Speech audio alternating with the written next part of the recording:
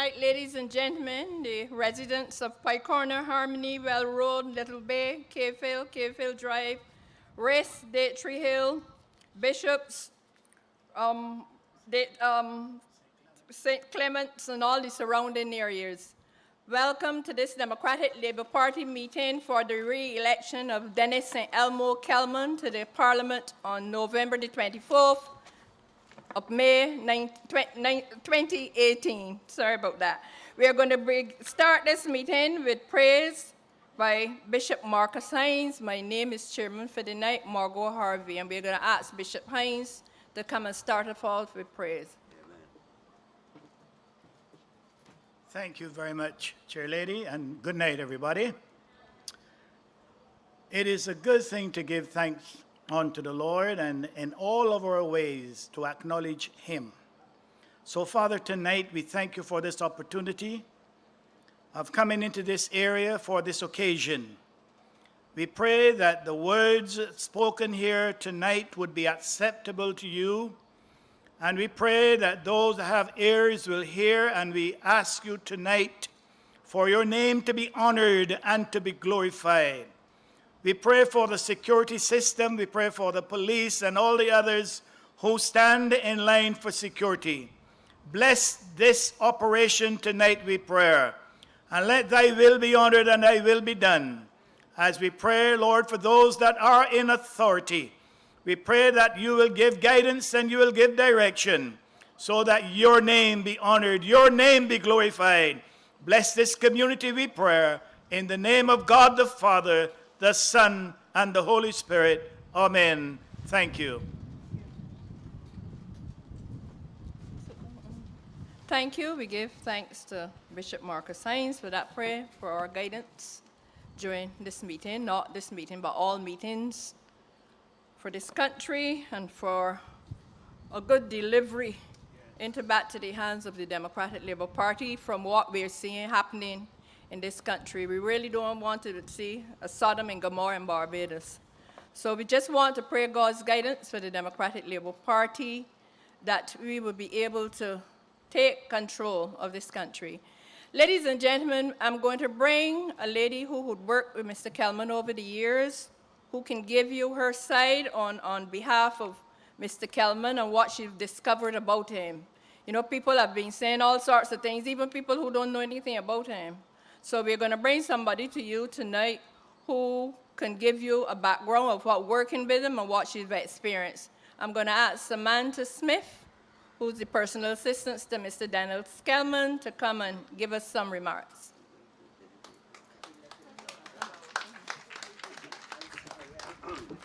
Good night, everyone. Like Margot said, my name is Samantha Smith, and for those of you who think that Smith is not a St. Lucie name, let me just tell you about my roots. I married a Smith, but I'm originally a Rock. And I know we have Pike Corner Rocks and we have Connelltown Rocks. Well, I am a Connelltown Rock. I am the great-granddaughter of Samuel Rock, or Samuel Bird, as some of you have known, who would have been a bus driver and later worked on the roads. He did road works with Roger Manning, etc. I spoke last evening, and I think it's important to revisit some of the key issues. And I would like this evening to give a personal touch as to why I support and endorse Dennis Kellman to continue as the Member of Parliament for St. Lucie. Now, I have been the executive assistant to Mr. Kellman for the past 8 years or so, and I want to share with you some of the initiatives that were done by him to enhance the lives of the people who live in St. Lucie. But before I start, let me tell you what I think of and what comes to mind when I think of people from St. Lucie. This is all wrapped up in a text from 1 Peter 2, verses 9, which says, "But ye are a chosen generation, a royal priesthood, an holy nation, a peculiar people, that ye should show forth the praises of him who have called you out of darkness into his marvelous light. I think that the people of St. Lucie are a peculiar people. And by peculiar, I mean special and different. Now, people have so many things to say about the distance that it takes, or the time that it takes to get to St. Lucie. And they say we're behind God's back. They say we speak with a sing-song accent. I don't think I have one. I've lived in St. Lucie all my life. But let me tell you what the people of St. Lucie are. We are proud people. We love hard work. We appreciate what we've achieved, and we are proud of our own accomplishments. We are not hand to mouth, as they say. We don't like handouts. We don't like knowing that people will think that they own us or that they're holding anything over our heads. And last but not least, St. Lucie people are hard to fool. Now, as I mentioned earlier, I have been personal assistant to Dennis Kellman during his entire term. Recently, I was informed otherwise. It seems like on an opposition platform, I was informed by a friend of mine, because I don't have time to watch nonsense, but I was informed that it was said that Dennis Kellman is so cheap that he put his wife as personal assistant. And we all know that that is not true. And my grandmother would always say, you can hide from a thief, but you can't hide from a liar.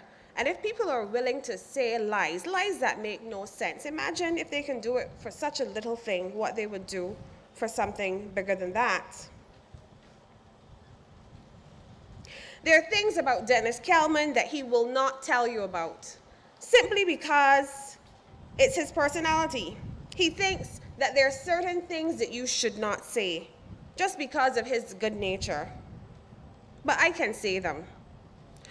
During Dennis Kellman's tenure as Minister of Industry, Small Business and Rural Development, he advanced small business owners in the country, but specifically in St. Lucie, giving them opportunities under the $3,000 grant program.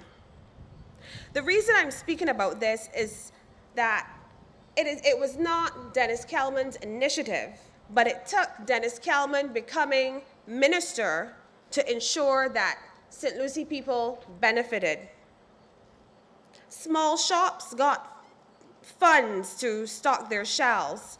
Salons and barbershops got an ease and an opportunity to buy equipment. Landscapers got much needed tools for the job. After that, he became Minister of Housing, Lands, and Rural Development, and he has always had an open door policy. The guards at NHC knew that all you had to do was say that you wanted to speak to the minister, whether you had an appointment or not, and they would make a phone call, and I would be kind of flustered because I know how the day would go.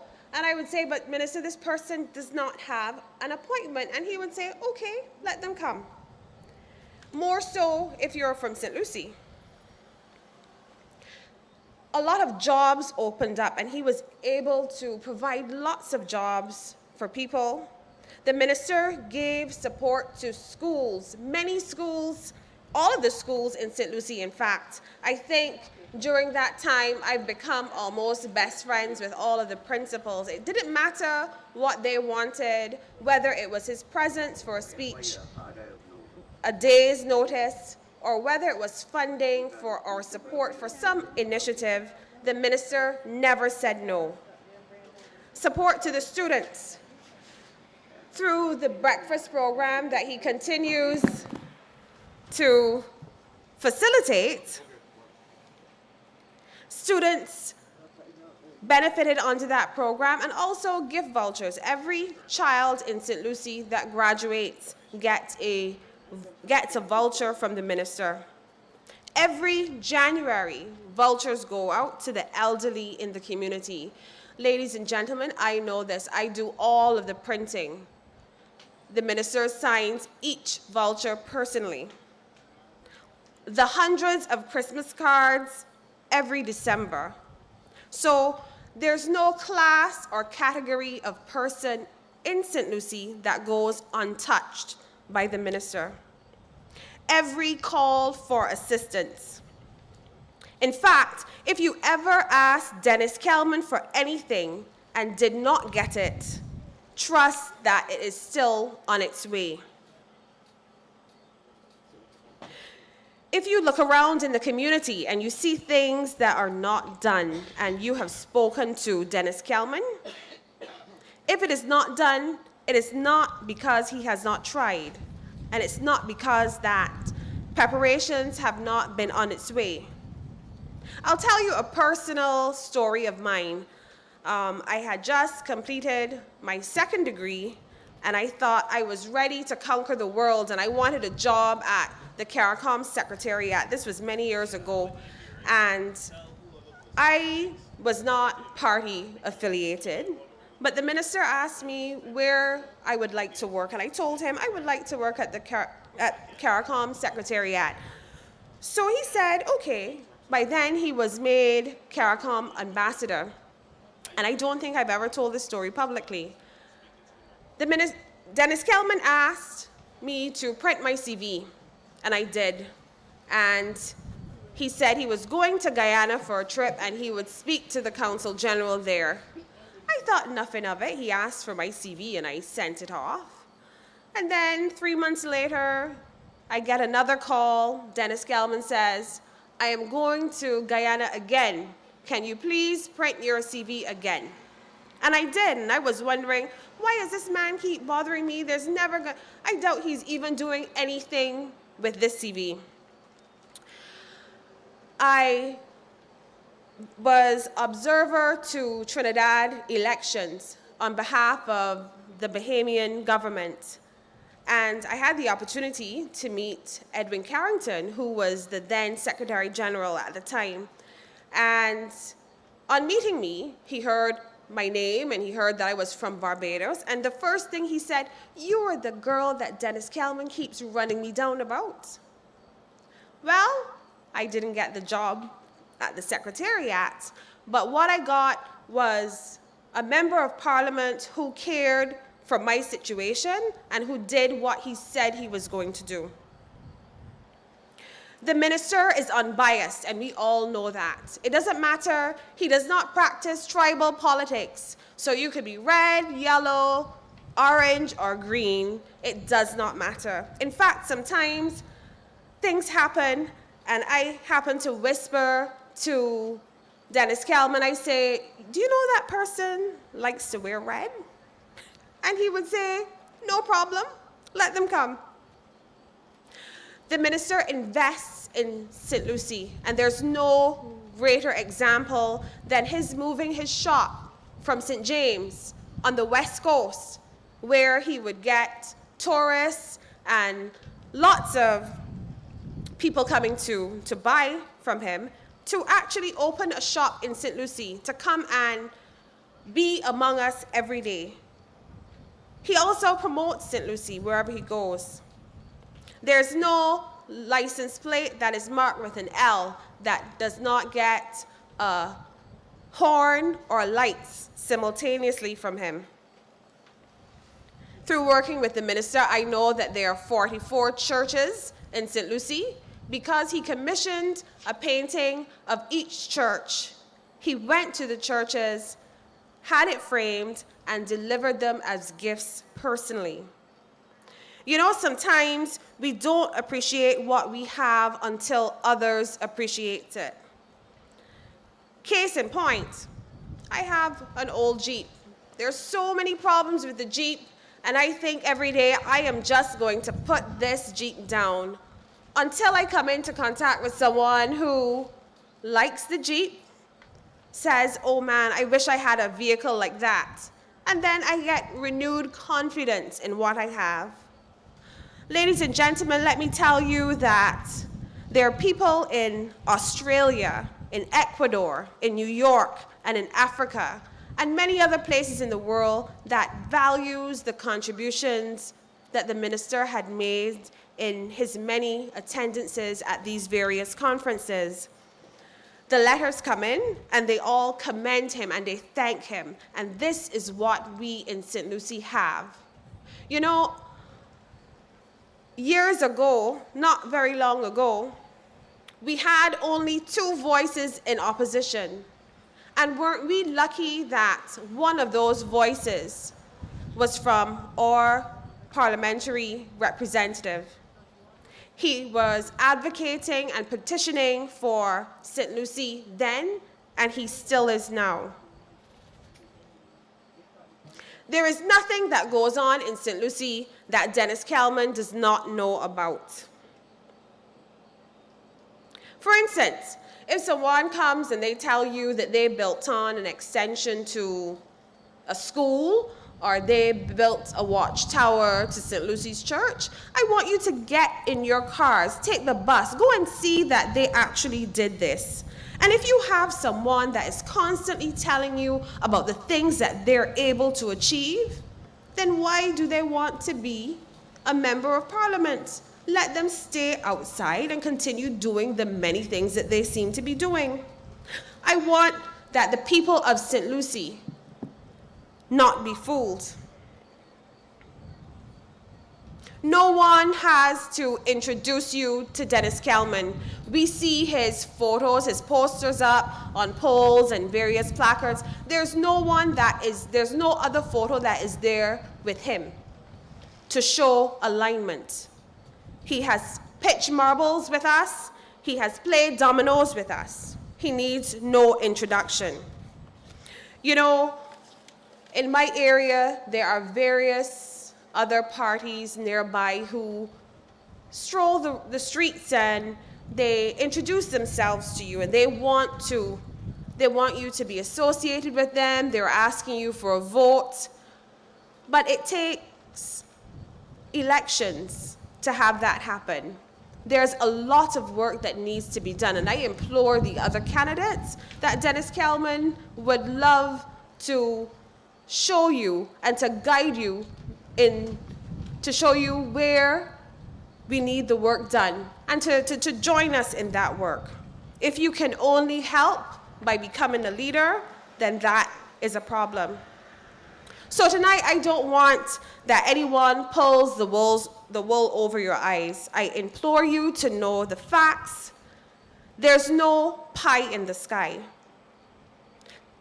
You are a special people, and I want you to keep St. Lucie free of the clutter. We have a great servant leader in the minister. On the 24th of May, I implore you to vote for leadership, vote for integrity, and to vote for Dennis Kellman. Thank you.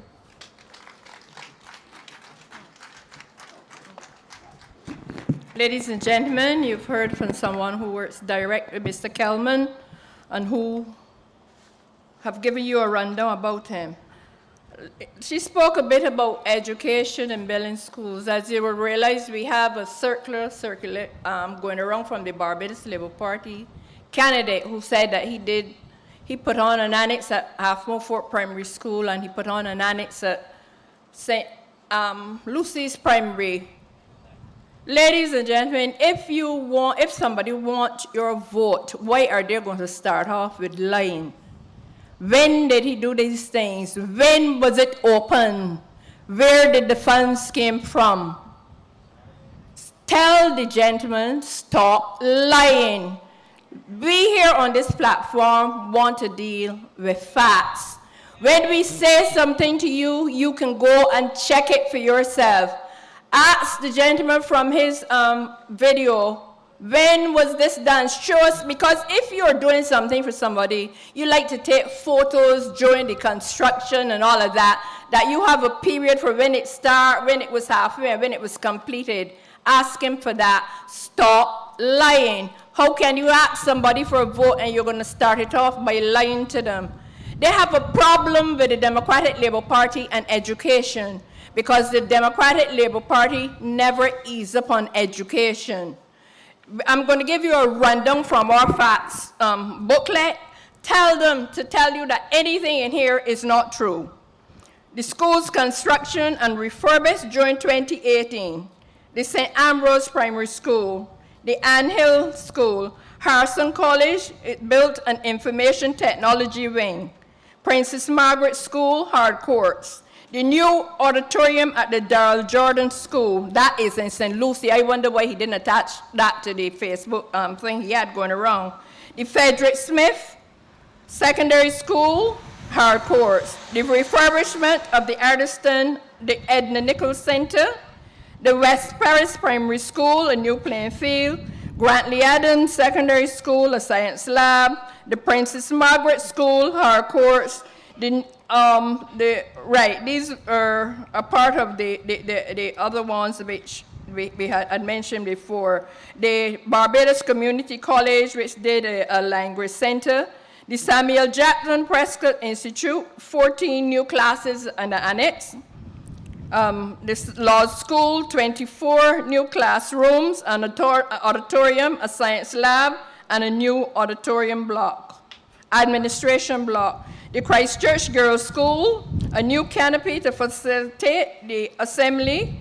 The Parkinson School, a new 24-room classroom, a block development of science and home economics lab, along with a new technology and vocational wing in conjunction with the Memorial Holder Trust. Ladies and gentlemen, that is what the Democratic Labour Party stands for in education. That is not even all. As you will know, we are embarking on getting children into school at at an early age. One time you would have had to send your children to school from 4 and 5, and you know that is not true now. Your children can go to school from 3, 3 and a half. We have embarked on nursery education for children, which your children will start at an earlier age, develop their education. So I don't know how they can ask what, and they have a habit asking, what are we doing? Or what are we going to do? Many nights you're seeing that it's not what we are going to do, it's what we are continuing to do. We never stop doing. We continue to do, and once you return the Democratic Labour Party to office on May the 24th, 2018, we will continue to do because we never stop doing. So ladies and gentlemen, when the Barbados Labour Party come to you with these things, just ask them, they have a lot of promises that they're planning to give us now. They say the country broke, they say we will devalue our dollar, but now we are getting a whole lot of promises made by them. Ask them where the money is coming from. If you want somebody to vote, come to them in all honesty. Why do you have to lie? Where is that money going to come from? The country is broke. They're always saying we're borrowing money from the central bank. We're asking the central bank to print money. So where is the Barbados Labour Party getting that money from to do all of these things? They're talking about the education. They're talking about the education. For example, this one really nags me. We are embarking on a nursery education that is free. We embark on the primary education, which is free. We embark on the secondary education, which is free. And not all of the tertiary educations, you pay on. They're only talking about the University of the West Indies. Ladies and gentlemen, if your fee is $50,000, the Democratic Labour Party is asking you to pay $10,000. We are footing $40,000 of it. And not only that, if we give you free secondary education, and now we have sixth form schools, so the children can even continue further. So all you have to do is a crime then to ask you when you've come up with 6 or 8 certificates. Try to get a job to help you pay for your university education, because you're given an opportunity to parents who really can't afford to put their children at nursery schools to get free nursery education free, because you had the secondary, and you had your secondary education free where you could have worked for certificate work. and get your certificates. All of that was free. Your parents did not have to put money there to contribute to you. So, ladies and gentlemen, don't fall for it. You can see for yourself. Do not let people come and push things down your throat like you can't think for yourself. These people, when they do things to you, they insult your intelligence. They insult your intelligence. And we're dealing with a party who don't care anything about anybody. Remember, they had a prime minister who they looked up to, and they said he was God-gift to Barbados. There was nothing like Owen Arthur. And when they can kick him out like that and don't have no respect for him, what do you think they're going to think about you? Owen Arthur carried him to the heights in Barbados, and they treated him like that. Even they did not even have the decency when he got up and said that was his last speech in Parliament. All of them walked out. None of them, and he propped up a lot of them in there who say they're still running today. They did not have the decency to tell the leader, well, too bad for you, you're going to walk out, but I can't do this to this man. He didn't treat me this kind of way for me to do this to him. So if they treat somebody like that, ladies and gentlemen, the residents of St. Lucie, ask them what they would do with you. What would they do with you? They don't have no respect for you. If they didn't have it for a man like him, how could they have it for you? And remember, you know, we're going for a leader who the same, ask her how many parliamentary meetings she went to under the same Owen Arthur. We're talking about leadership. And you know there's one thing about there's one time you can talk everything about the leader, but now we have a leader who you can't talk about.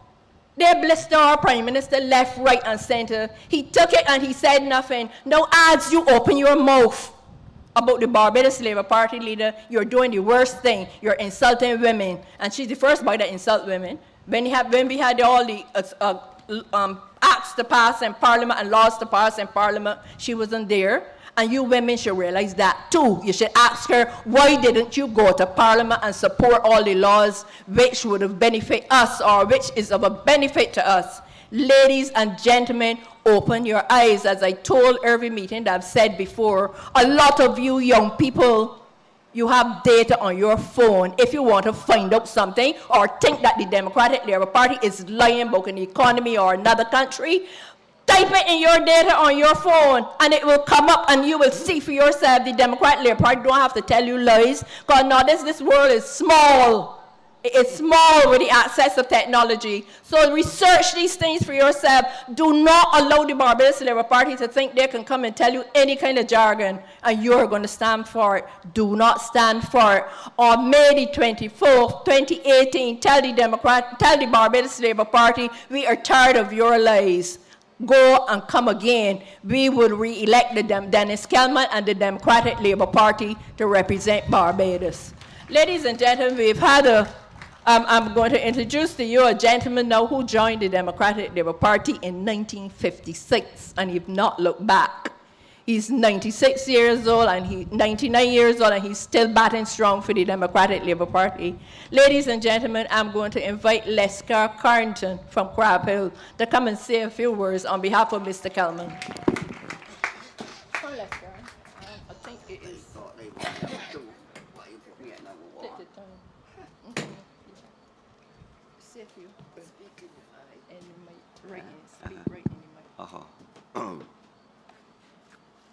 Good night, friends of the Democratic Labour Party.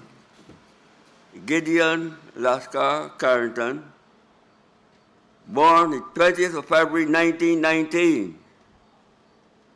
I became a member of the Democratic Labour Party on the 3rd of September 1965.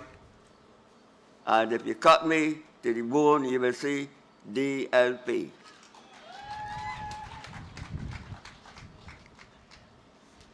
I was a product of Cabituda.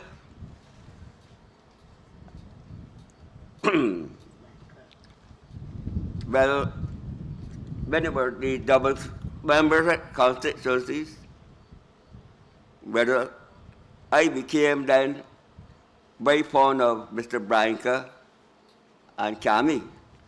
And I could send anybody to the doctor. What's his name again? Just a minute there. No. said Tammy, Truda, and Branca. I could send anybody to Mr. Branca. And when Mr. Branca said me, said, let's call, did you send so body? And that was the final. Once I said yes, he didn't have to get anybody a receipt. It was the final. During that time, I became a very powerful member and a politician. We used to keep meetings on the well all the time, at all times. And whenever anybody comes there, they're always looking for politics. We used to talk no nonsense or whatever. However, Kami taught me to say, DLP, Dear Loving Party. He also said, BLP,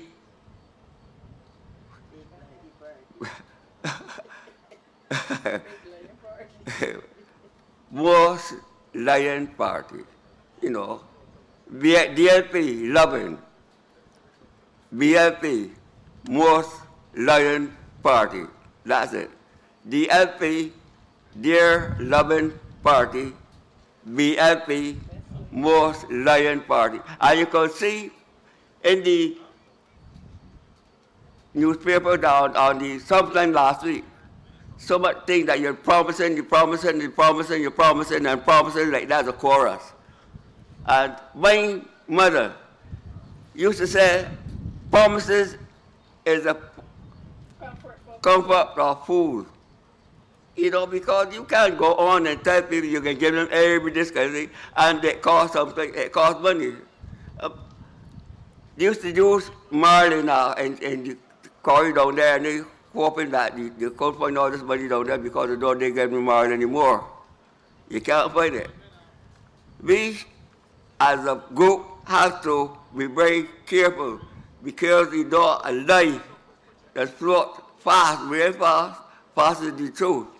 And then they are coming and asking all these kind of questions, you know, you believe that after such good, sweet talk, you know, you begin to think that I do the right thing. Mr. Kellman is the one that listening to him, seeing his attitude, and I sometimes hear, I don't say Kellman. I say, well, you know how to see the man to be represented at the parliament, not at the house. You know, people think that when you hear them, I answer people long and all this kind. They don't read the paper, they don't read an article, they don't read what is said in parliament. They don't want INC and all this kind of nonsense. And when you get somebody like Mr. Kellman, I listened to him, and believe it or not, he had me impressed like I did Dlpbarbados. Because he went on and on and on and on with facts. Facts, not mere mouthwash talk. We in this party accustomed to quality, good quality. And a few weeks ago in the parliament, the BLP, they were debating something. And on two occasions, they were out of the party, of the parliament. 2 occasions, BLP walk out of parliament. When parliament is there for discussing parts and so on. And in my opinion, that was a very distasteful taste.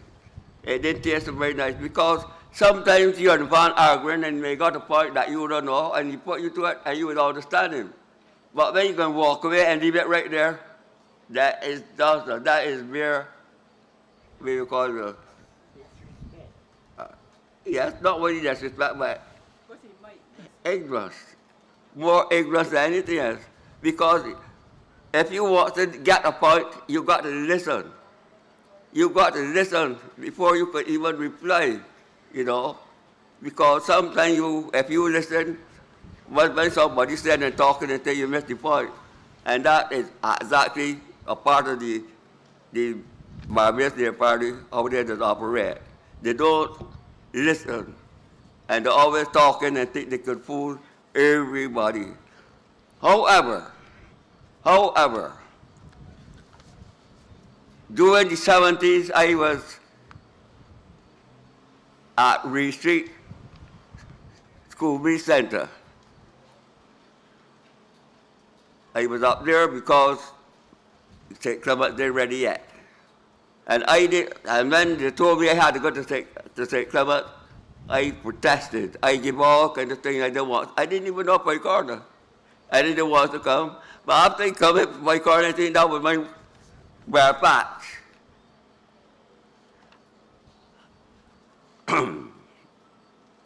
And we continue to serve these children. When we went down in St. Andrew, the early stages with school meals, you could ask Levy Baker or Eddie or any one of them fellows.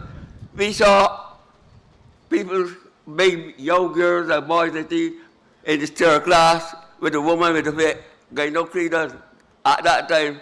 And they were surprised to see that a change now, and that's part of this slavery time in the 50s, in the 70s. When you look around now, you don't never see nobody with a barefoot, not even baby that's born. You know, everybody with shoes, everybody with good clothing. One time you see fellows with Dlpbarbados with the slack all over them and full up with patch with the children and so you don't see anywhere now. You know, and every area that you could get in the Barbados now you could see a boutique. And they just say, why all those boutiques there? What do people like that all this money over? But you know, Barbados is very special. And they like to get right looking bright things. And that's why you see so many boutiques in the area. However, we got to be very careful in this now election because you go to the young people, the pack up the big red shirts and put on them, and they feel that when you got on that red shirt, that is more important than the rest. And listening to the program this morning, a fellow told somebody that all that red reminds you of the Santa Claus in red. A bunch of Santa Claus, that's what it said, a bunch of Santa Claus paraded in red. This morning program. And we don't have to parade in red, we have to do our duty on the 24th of May, so that to avoid all this kind of putting all this kind of fancy talk on you, all kind of rubbish or garbage, you know. And I think that part of the Barbados Labour Party program, that they're going to buy all those garbage trucks and all those, and that garbage truck perhaps to carry what you like, that will tell you.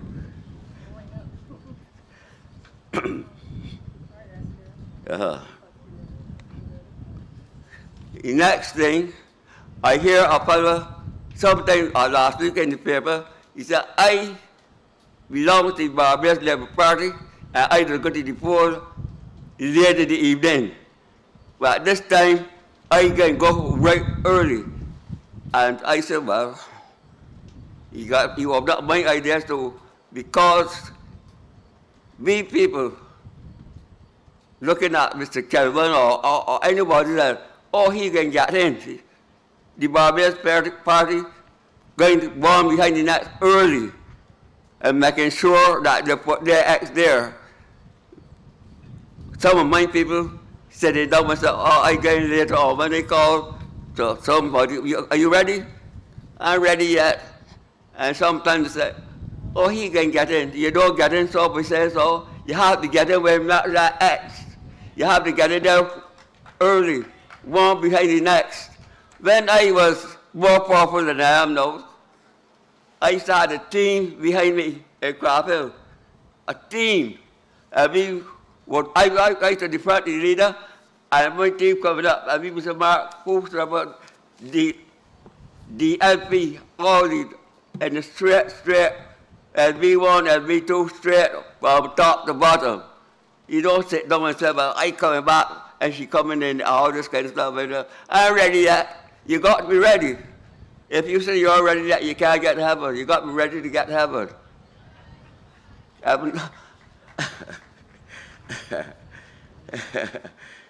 Yeah. Dear friends, I had some notes home, and they thought they would support us to get up here now. I leave them home, but what I'm telling you, they got about 4 or 5 people running the bar and the St. Lucie Park, in the Parliament for St. Lucie. We only want one. And we got to choose the one that we want. Kellman, and ignore the others. Because Kellman got all the, what's happened to put our people listening to, not only listening, but seeing what Kellman has been doing, you know, with roads and all around. And you get people keep up, oh, the water brown. If you look at the garbage for your house and it's rusty, what happens? You get rusty water. If you get the pipe that are in the ground worn out and rusty, you will still get rusty water. It don't come with the Barbados, the Democratic Party. It comes by the rusty in the pipe. But they say everybody, especially some of the ones that believe in the Barbados Party, they want everything, every crevice, every little crevice to find fault without a solution. And that's why that we had a meeting this morning, our father here, that was discussing something happened sometime back. And I am warning, advising my people here that when the 24th comes, make sure that you go to the poll, whether it be early or late or what, and mark Kellman all the time. Ladies and gentlemen, I don't see with I can't say the good people but our Pai Corner, the loving people of St. Lucie, you know. And I hear Mr. Kellman saying something last night in the area, and it hurt, it bring me up front to see that he was so good, you know. And the people that spoke, they had a camera in Kellman's mind, because they were saying the same thing that Kellman said at that spot meeting over. Them fellows, the young Democrats, say at that particular spot meeting, and it was so good that everybody, not the host, was closed at that particular meeting because the gospel was preaching, and that is one of the reasons now that I am here now to advise those who are hearing to don't listen to gossip. Gossip is confusing. Do not argue with a man that says that he loves the Barbados Party leader. You ignore him, you don't have to argue with him, because as you start to argue, he tell you what he want you to go down with him, and be careful how you, yeah. So I'm very proud to be here. I'm very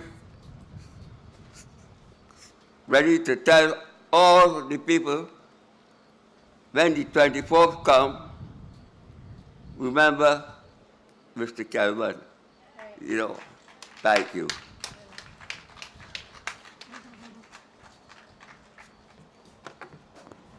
Ladies, give Lesker another hand and applause. Ladies, as we continue, ladies and gentlemen, sorry, as we continue, residents of St. Lucie and all, including the Barbados Labour Party people who are out there taping it. The residents, we just want to remind you of another thing, of persons trying to be dishonest with you and asking you to put them in government. You remember we had a leak manifesto, a manifesto which was deliberately leaked to get people opinions. Now tell me, why would you do something like that? If you got all the brains and you know how to run Barbados, why would you want to leak a manifesto out there to get people ideas? You put a manifesto out there to leak, and when you come with it then, you still don't bring it. All you bring was a pamphlet video, because you put out things that you say things that you weren't woman or man enough to put into that manifesto to say that is happening. Ladies and gentlemen, those are the people who are lying to you but expect you to elect them to run a country. They want you to run a country. You know the other thing about the Barbados Labour Party, you must ask them. The Democratic Labour Party took its 5 years and the extra 3 months extension. I've put on Facebook and out and in. Can the members of the Barbados Labour Party tell me that when they get in, they're going to change the constitution of Barbados and take off that 3 months? Because we break the constitution, you know. Every time they open their mouth to me, I would say, did the Prime Minister of Barbados break the constitution of Barbados? No, but the 5 years is up. I said, but the constitution said you had 3 months more. So what are you talking about? Ask the Barbados Labour Party if they are going to, or even raise it in Parliament, about changing the constitution of Barbados and take up that 3 months. I bet none of them are man or woman enough to tell you that they can do that. Ask them in their manifesto if they say that they're going to done away with the constituency councils. They say that we were wasting people money, we're picking DLP people to put on those councils. But you know they still try to infiltrate it. They still try to infiltrate the councils to get the votes on it. The Barbados Labour Party is a pack of liars, and you all must be bold enough to ask them. Ask them when they come at your houses about these things. They're going to remove everything. They're going to remove this and they remove that. And when you ask them about certain things, they can't tell them. But I have a problem, you know, with some of these people. I don't know if you all remember, I came straight from a meeting here, but I saw in the paper, you all got to realize these people ain't got much respect for you, and if they treat people in authority the way that they're treating them now, what do you think they would do with us? You remember Liz Thompson? Ladies and gentlemen, welcome the Prime Minister of Barbados. Prime Minister now, Prime Minister in the future.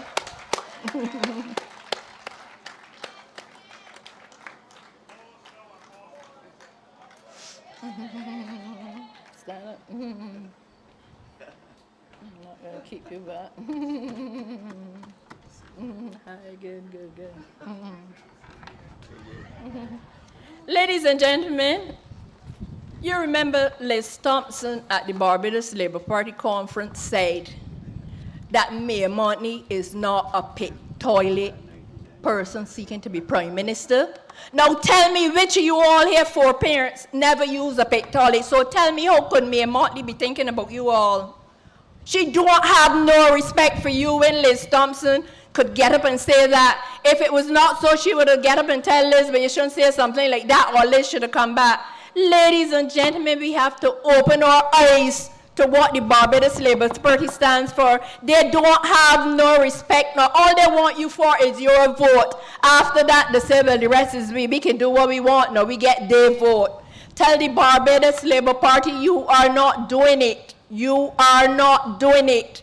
And you know, again, we have a Prime Minister who the blister left, right, and center. He said nothing. And now as you're touching that woman, you're getting everybody come out. But most of all, look at the people who are coming out and backing.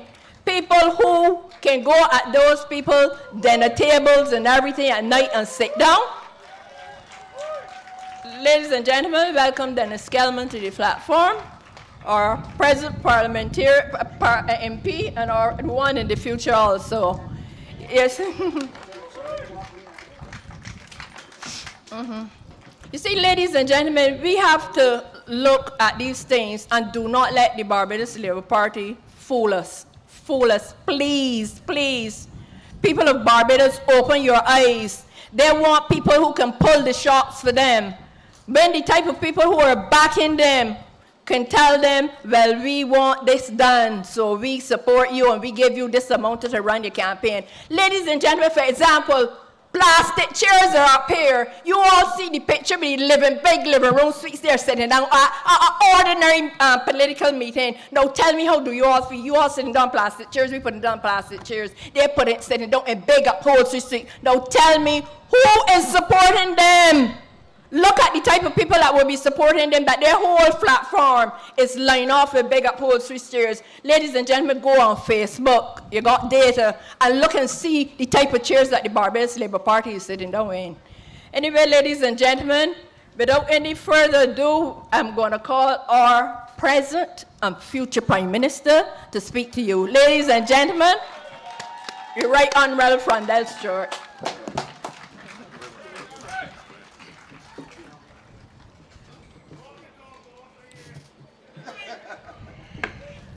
Thank you very much, Madam Chairman. Thank you very much, constituents of St. Lucie, before whom I'm especially pleased to stand tonight, not only to support the candidacy of Dennis Kellman, but also to promote the platform of the Democratic Labour Party. This is a critical election, the election of 2018. It was long being requested by the Barbados Labour Party. It was being claimed that I was afraid to call it. When I didn't call it in their time, they said that I was at one stage breaking the law. And they began to put all kinds of perverse interpretations on the Constitution of Barbados. I have practiced law for just over 25 years with a valid legal education certificate. And as one of Her Majesty's Council and as a member of Her Majesty's Privy Council, the last person who would want to break the law by way of violation of the Constitution would be Frondell Stewart as Prime Minister of Barbados. But this constituency used to have an MP many, many years ago. He came down here in 1954 and won a by-election down here. His name was James Cameron Tudor. And he used to always say that when God wants to punish us, he answers our prayers because we are always praying for the wrong thing. The election the Barbados Labour Party said they wanted, they now have. And I hope that they like what they get.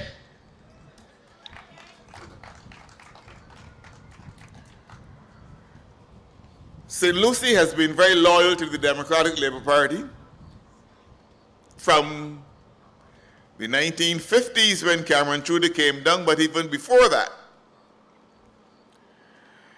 And I confidently expect that that loyalty will remain intact in this general election.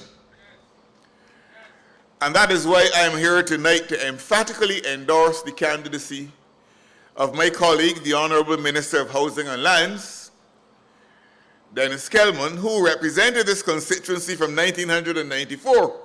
He and I entered Parliament at the same time, and he has had 24 unbroken years of parliamentary service on behalf of the people of St. Lucie.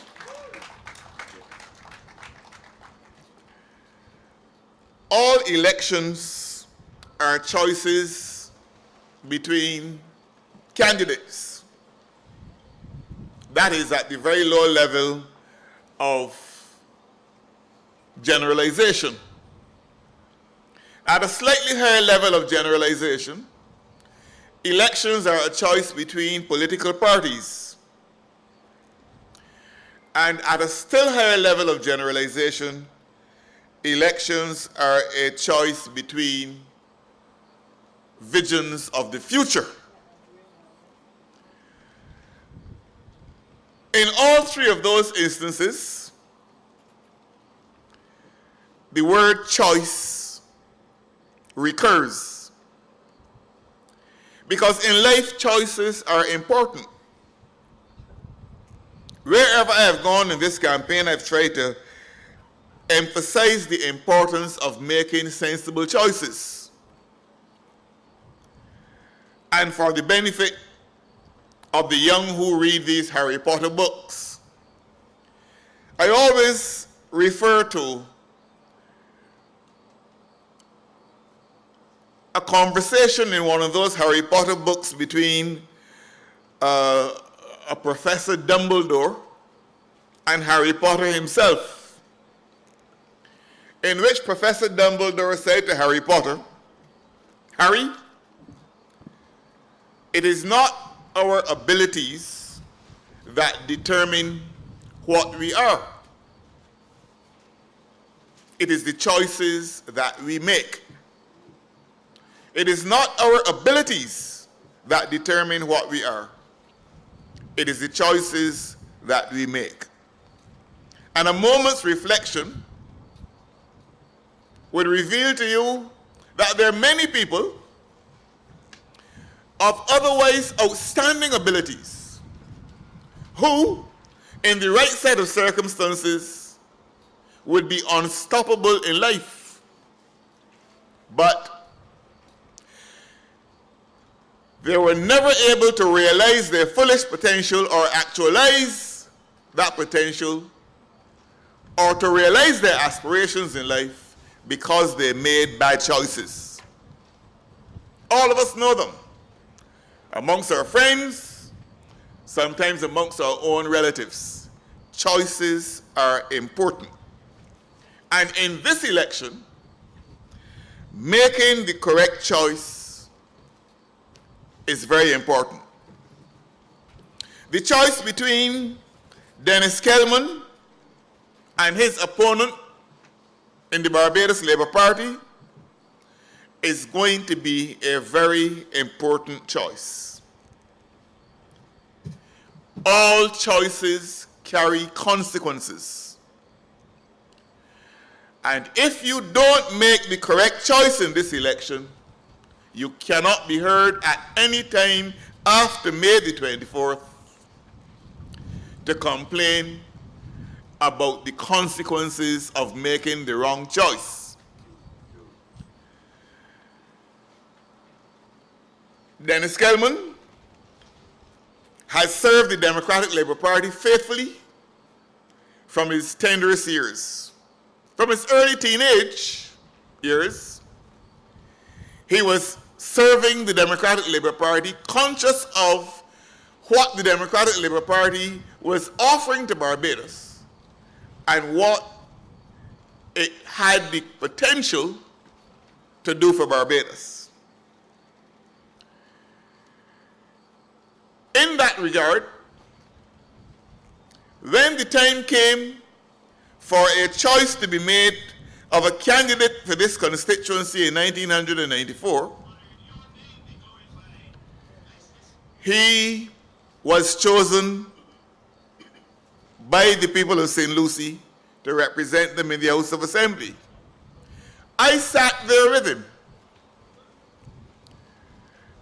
and I can attest that on behalf of the people of this constituency, in his own inimitable style, he has rendered inestimable service to this constituency.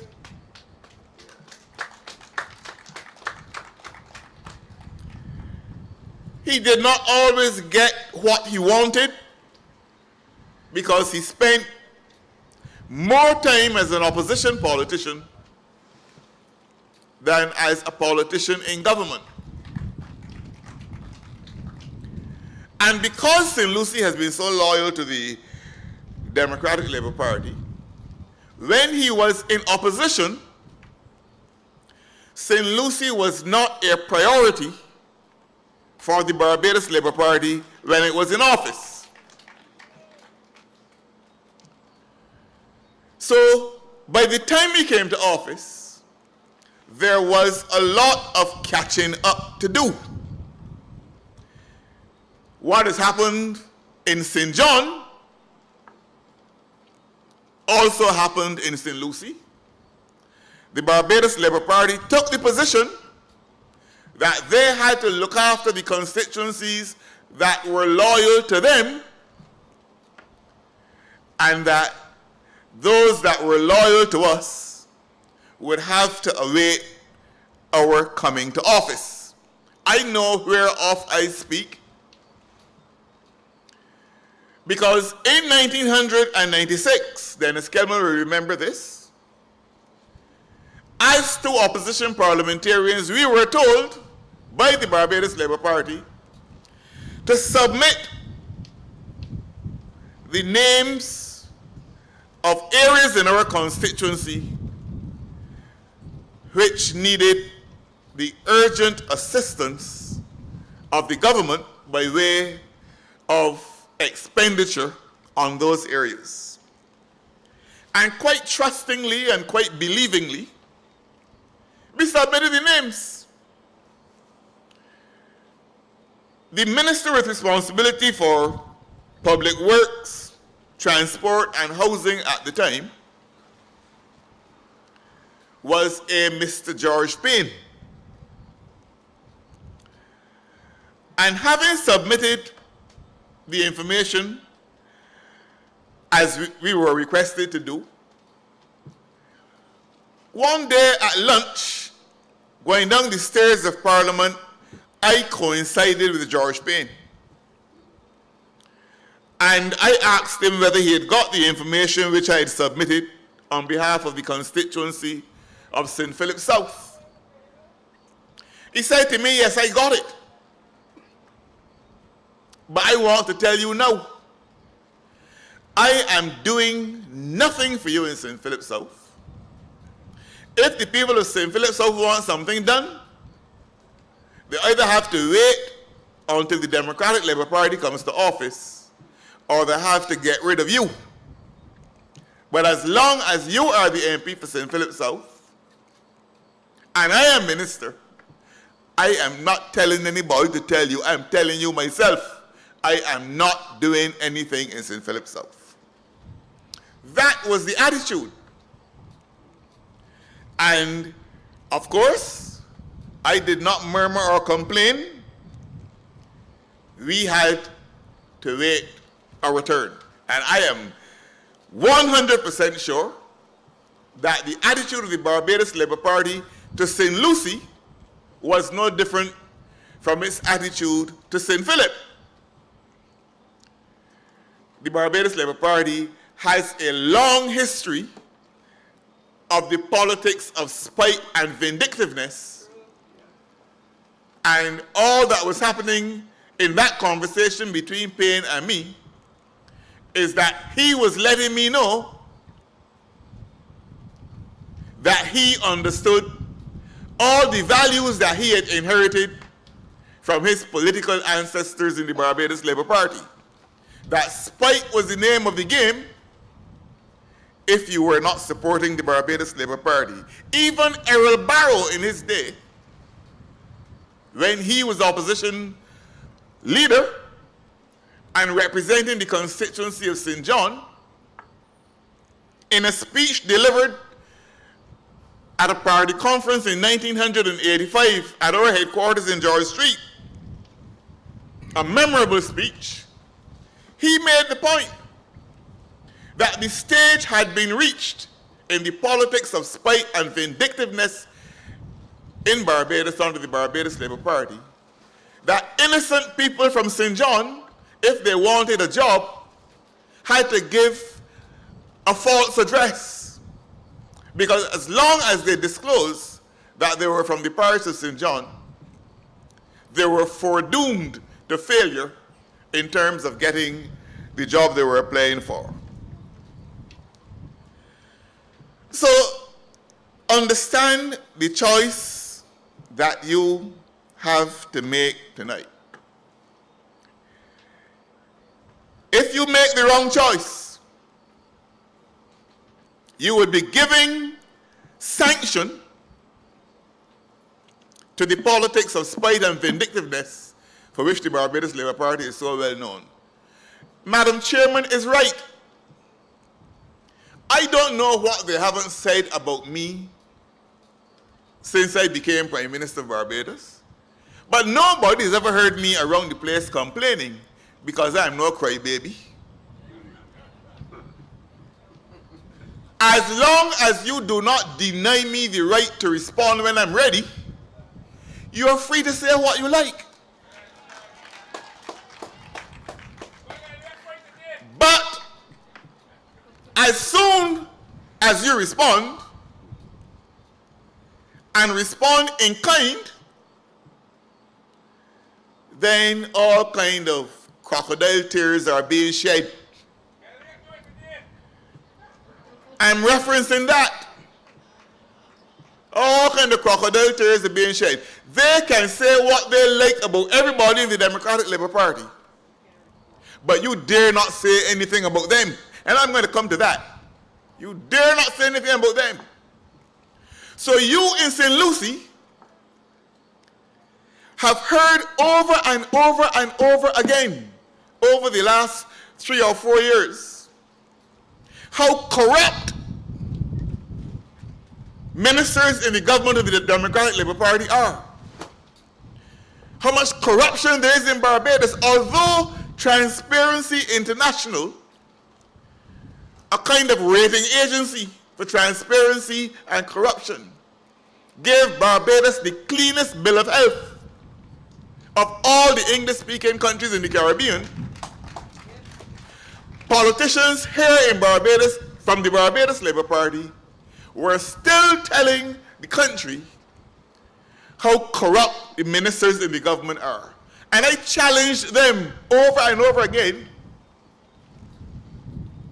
If you know that Minister A, B, C, D, or E is corrupt, don't bring it to me. There is a Director of Public Prosecutions of Barbados to whom you can carry that information. The Director of Public Prosecutions is a constitutional functionary set up under Section 79 of the Constitution. Nobody can tell a DPP what to do. His powers are frighteningly absolute. He can start a prosecution against anybody in Barbados, and they can't stop him. If you start a prosecution against anybody in Barbados, he can come and take it over and push you out of the way and do it himself. And any prosecution that is started, he can intervene and stop, and nobody can complain. Those are the powers of the DPP. So I say to them, if you have evidence of corruption, don't bring it to me. Go to the DPP and let whoever the minister is that is corrupt face the music of prosecution. Now, not a name has been called, not a word has been spoken, and in fact, in this campaign, you have not been hearing as much about corruption as you were hearing before this campaign started. You have not been hearing it because they know that it was not true. But they are free to say that. I actually heard the leader of the opposition stand up in the House of Assembly one day going after Michael Ashley, who was then Minister of Housing and Lands, and refer to him as the 10% man. The man who, as whoever he gave a contractor or anything like that, had to get 10%. It was not true. It is not true. But she feels able to say that, and nobody should complain. But if you say anything about her, for a start, you're attacking women. I don't know how they came to that conclusion.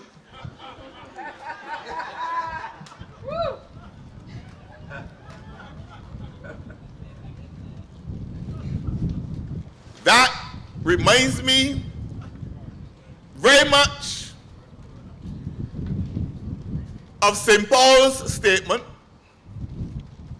where he talks about the things that I have not seen or ear heard. I don't know how attacking the leader of the opposition of Barbados could be regarded as attacking women. There is a built-in illogic in that conclusion. But she is to say whatever she likes about people. She is to stain people's reputation at will. But if you dare say anything about her, as the old Barbadians used to say, you break master dish. But I do not feel so inhibited. As I said, the only thing they haven't said about Frundle Store is that he's man born of woman. And I have taken it in my stride because I know and have always known that as long as I am not denied my right to respond, when I respond, I know how to cut to the quick. So you know what I mean? So the choice between Dennis Kellman and his Barbados Labour Party opponent is a clear one. Dennis has served this constituency well within crippling limitations, and I'm going to explain those limitations. We had to play a lot of catching up here in St. Lucie because of the neglect and the politics of spite and vindictiveness of the Barbados Labour Party. But we came to office on the 15th day of January 2008. Just 3 months before that, the Western world, United States of America, United Kingdom, Canada, Europe, plunged into a financial crisis, the likes of which had not been seen for 100 years. It was the worst crisis seen in the 20th century since the Great Depression of the 1930s. Just, ladies and gentlemen, try to wrap your heads around the fact that at the peak of that crisis, in the United States of America, with the largest and strongest economy in the world, every month, 750,000 people were losing their jobs. Every month, for about 18 months, in the United States of America, at the peak of that crisis, 750,000 people were losing their jobs. So deep was that crisis. And in the United Kingdom, the economy of the United Kingdom had so contracted as a result of the crisis that it took the United Kingdom from the year 2008 to the second quarter of 2015 to get their economy back to the size it was at in 2007.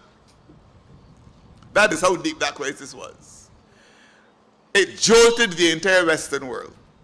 Now, United Kingdom is still our principal source market for tourists. United States of America is still our second largest source market for tourists.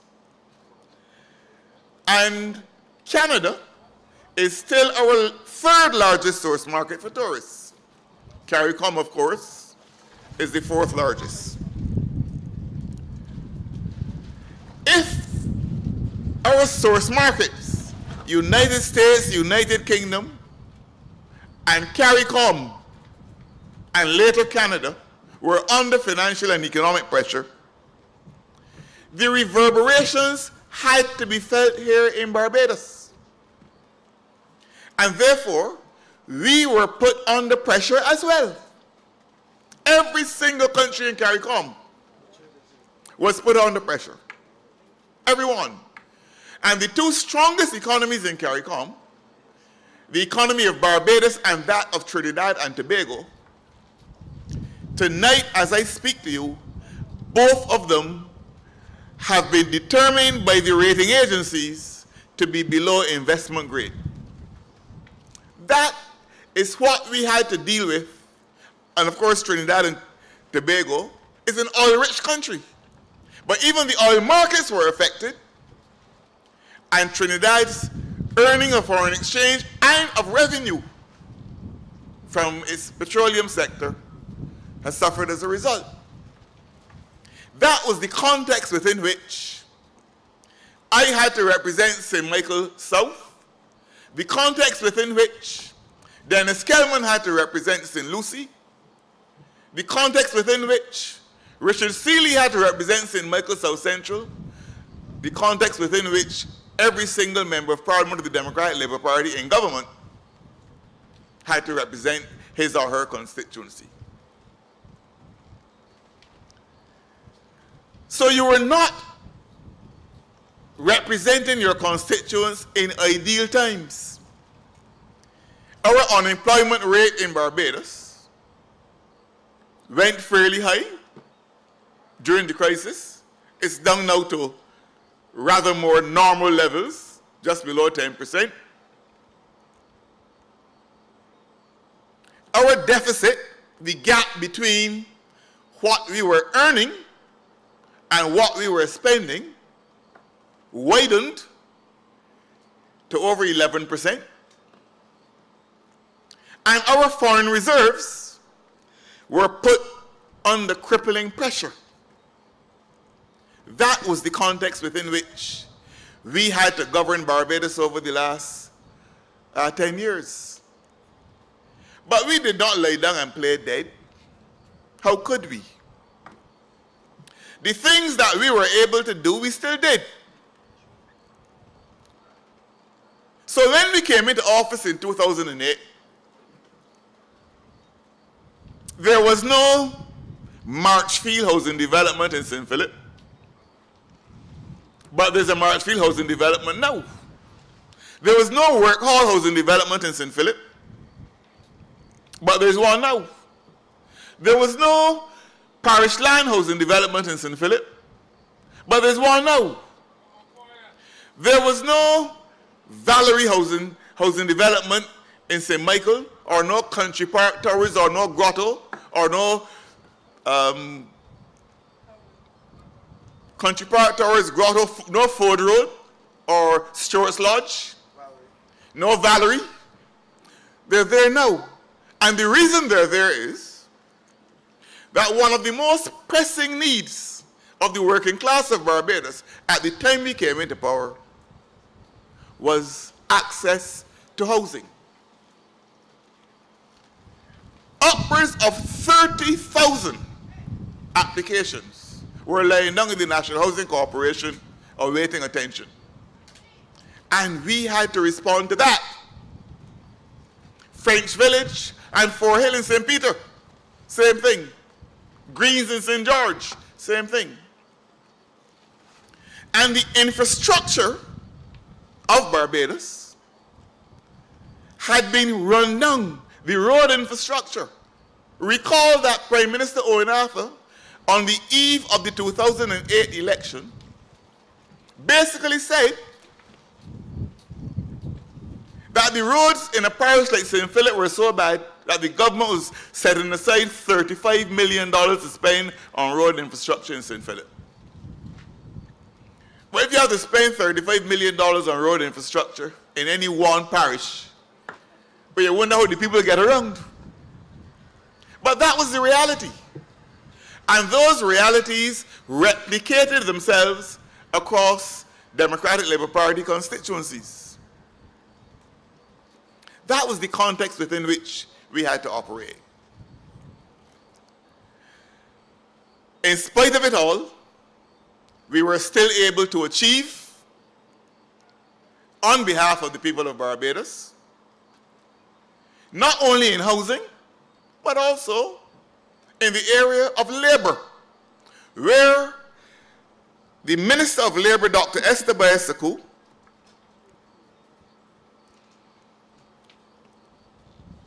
confronted the reality that workers in this country were not protected at the workplace by the law that we inherited basically from the days of slavery, the old common law relating to master and servant, and the ability of a master to dismiss a servant as though he was as disposable as a diaper.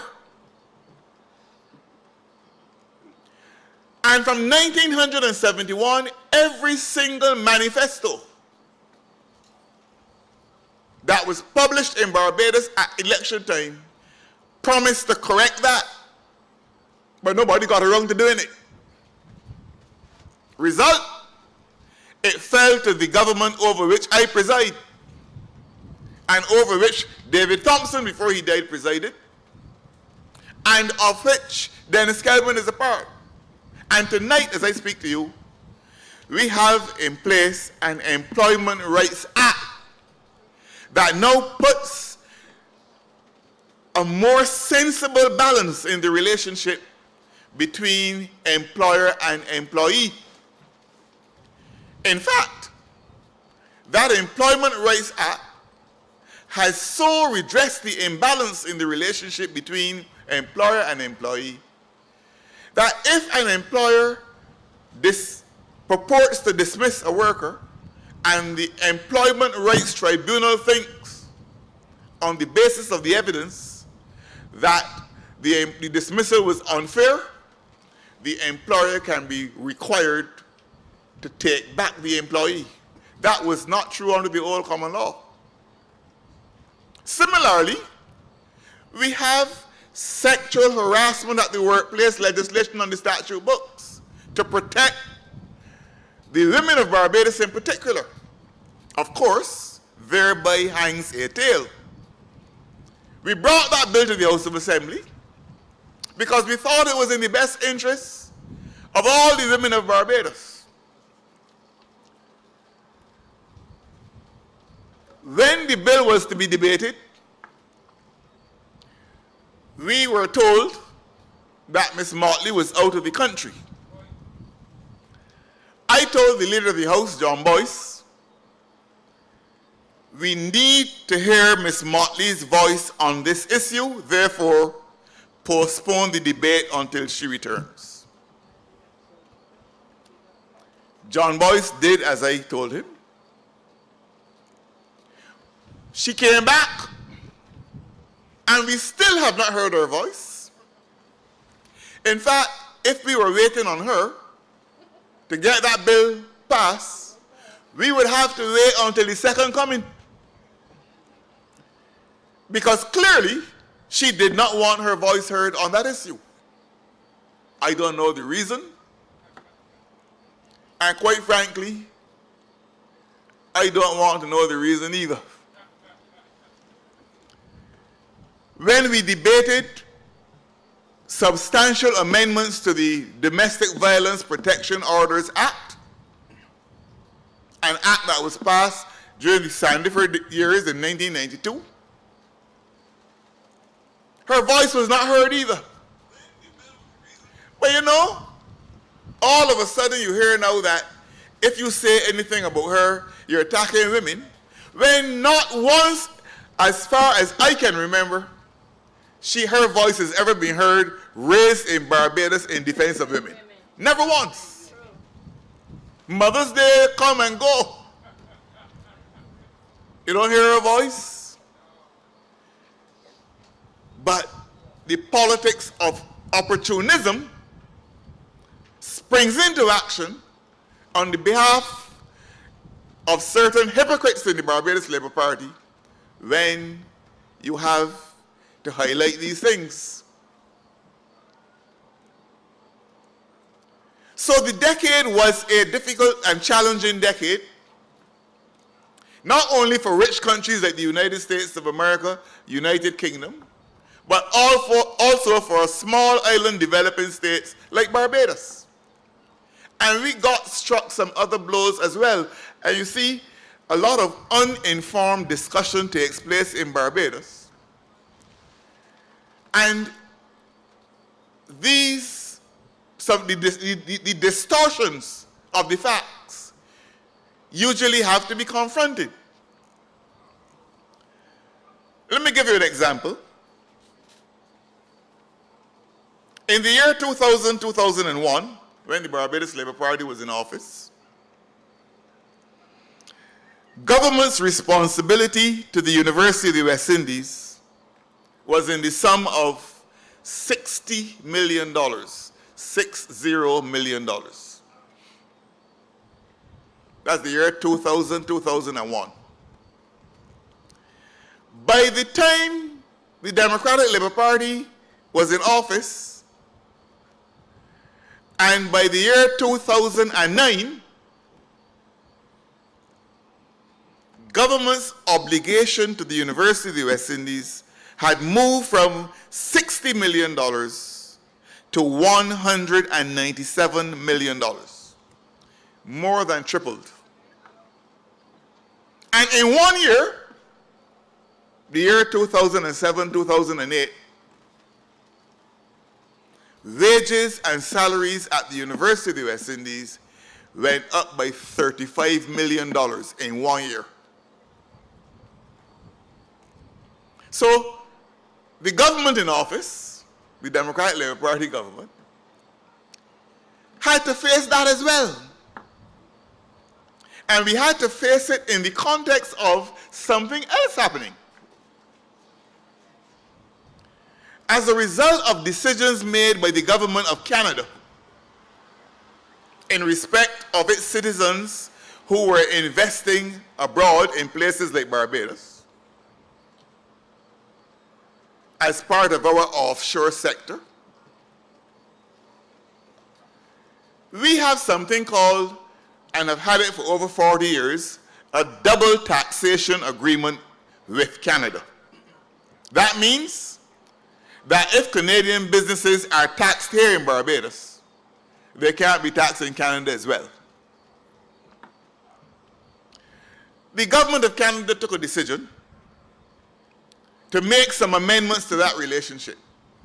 And as a result of the amendments the government of Canada made, Canadian businesses doing business here began to leave Barbados and to go elsewhere. I had to get on a plane along with the CEO of Invest Barbados, the Barbados International Business Promotion Corporation, join Evelyn Graves in Canada. He was High Commissioner then. And we met with the bankers, people from Royal Bank, Canadian Imperial Bank of Commerce, Bank of Nova Scotia, and a few others. And I also addressed the Canadian Board of Trade just to calm nerves and to give the government of Canada, give the bankers in Canada the assurance that the government of Barbados was going to put some measures in place so that their businesses would not have to leave Barbados and go elsewhere where the grass looked greener. And we had to reduce the tax rate charged on the welfare of those businesses from 1% down to 0.25%, 1/4 of 1%. You know what happened as a result of that? Every year for the last about 7 years, the government of Barbados has lost about $258 million in tax revenue. In order to save the international business sector here in Barbados, we had to make a revenue sacrifice, which over a 7-year period would amount to about $1.6 or so billion. So you lose revenue, but you still have to supply the same needs in the society. You still have to ensure that children go to school, that when people go to the hospital, they can get medical care, that your infrastructure is in a reasonably good state, and that government pays its debts, amongst other things. So these were the constraints that we had to operate under. But in spite of those constraints, we were still able to deliver for the people of Barbados. And we all know that we didn't get as much done for the infrastructure across Barbados as we would have wished because of the constraints. But the Democratic Labour Party is committed to ensuring that the road infrastructure, not only here in St. Lucie, but in St. Philip, and certain parts of St. Michael, certainly in the constituency that I represent, that it is restored to a state that befits people who have made a sacrifice in the interest of the country. Now, the President of the United States, Donald Trump, when he came to office, he announced to Americans too that American infrastructure was run down as well. In fact, it is still run down. And they have to launch an assault on their infrastructure as well. But it all had to do with the crisis through which the country passed, whose reverberations reached here in Barbados. So I want to thank the people of St. Lucie, as I've had to thank people in other parts of the country, for the forbearance, the understanding, and the honesty that they have shown in assessing the challenges through which the Democratic Labour Party in government had to pass. It is no secret. This news broke in the last quarter of 2007. And I remember at the funeral of Hudson Linton, the late Hudson Linton, at Holy Trinity Anglican Church in St. Philip in 2008, sitting in a pew next to my Prime Minister David Thompson, and seated next to him was former Prime Minister Arthur. And before the service started, we were having a friendly exchange. And Arthur said to Thompson, "You know, David, I have to be honest with you. The 2008 election was a good one to lose." Because he knew what was coming, that the challenges were going to be great, and they have been great. As I said to you, the two strongest economies in CARICOM today, Barbados and Trinidad, are both below investment grade. The British economy is growing at less than 1%. Trump had to come into office and say, "America first. We can't afford to look after other people's problems and not look after ours." That's what he basically said. That has been the story over the last decade. But we in the Democratic Labour Party still delivered for the people of Barbados as best we could. But what the crisis taught us, and I'm going to end very shortly, what the crisis taught us was that the economy of Barbados rests on some fairly insecure foundations. We used to know when the economy depended on sugar. That came to an end because the markets in Europe basically dried up.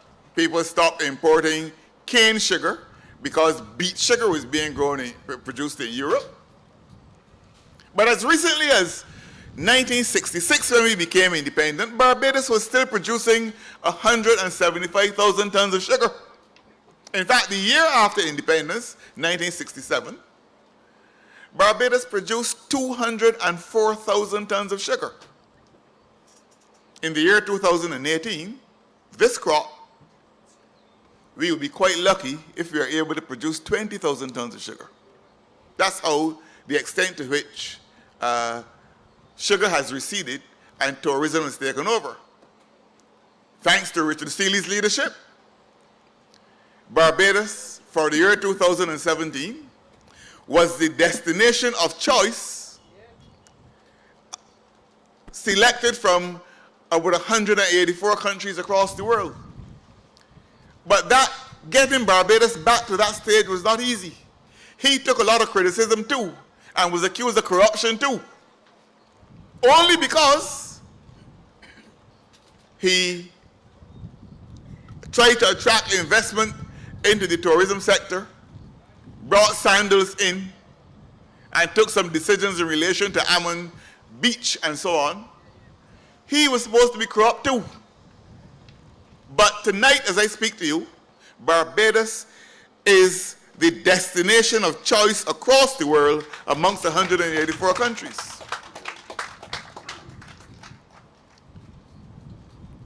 So, the foundations though on which we have rested over the last 50 years have been rather fragile. So the government has taken some decisions designed to ensure that our economy rests on foundations more secure, so that in the event we have to face another crisis, we are not caught like the 5 foolish virgins without any oil in our lamps.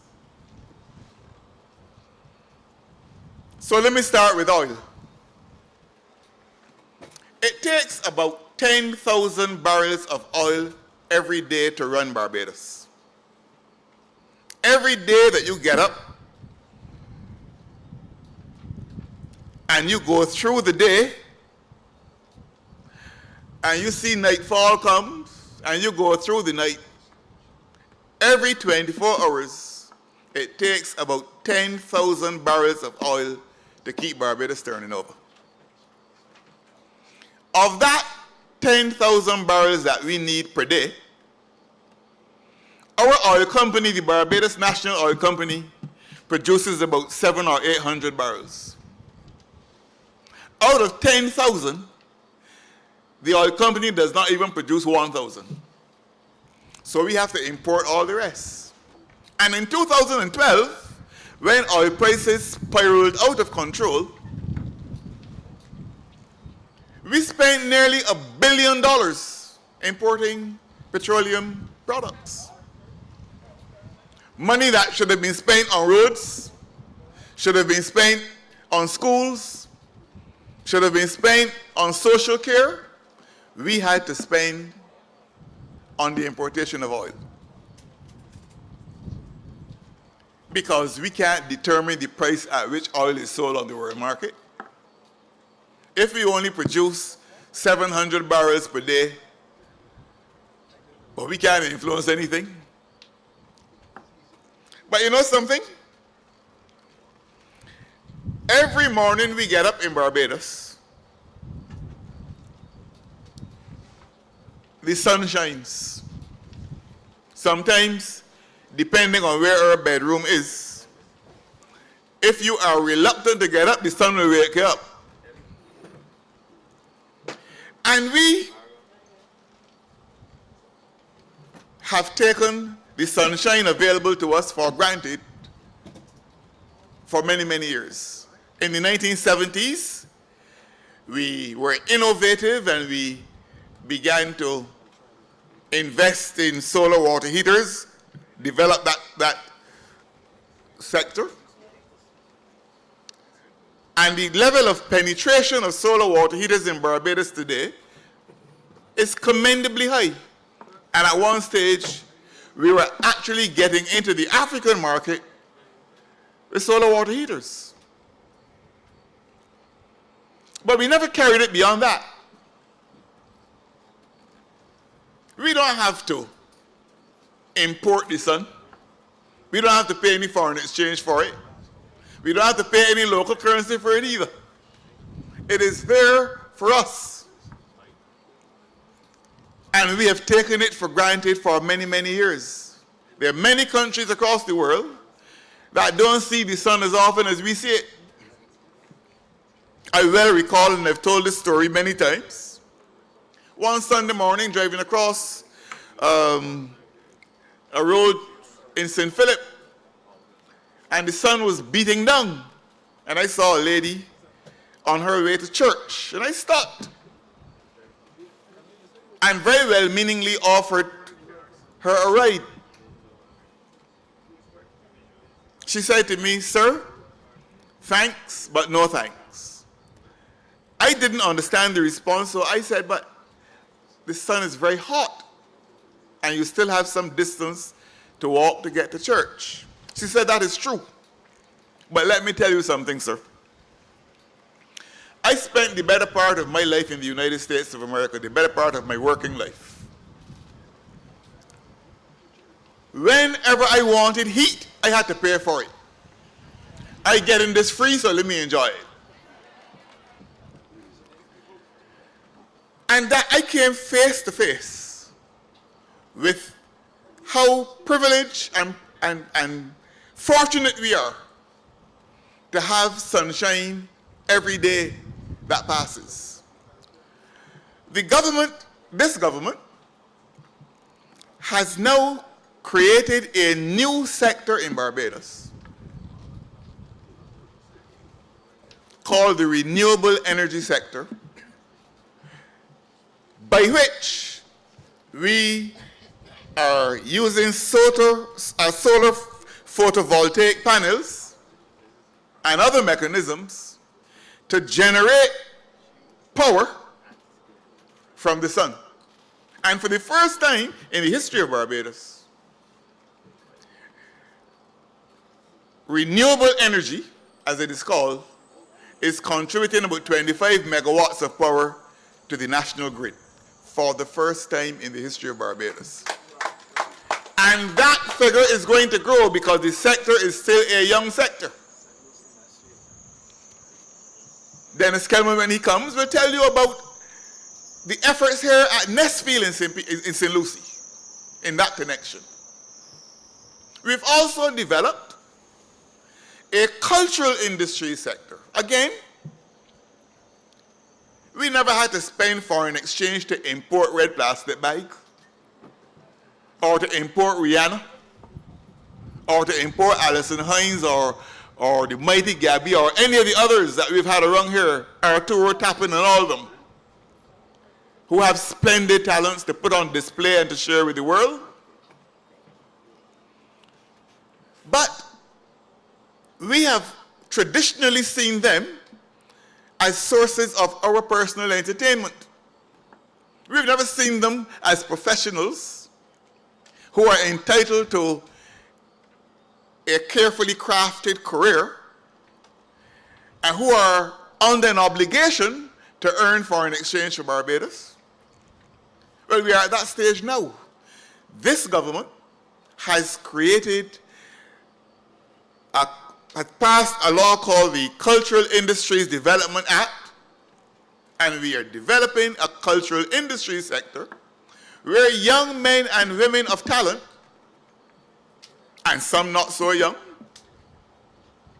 can sell their services to the world, their talents to the world, get foreign exchange for Barbados, but at the same time, build credible and viable careers for themselves. We have a Cultural Industries Development Authority to reinforce all of that.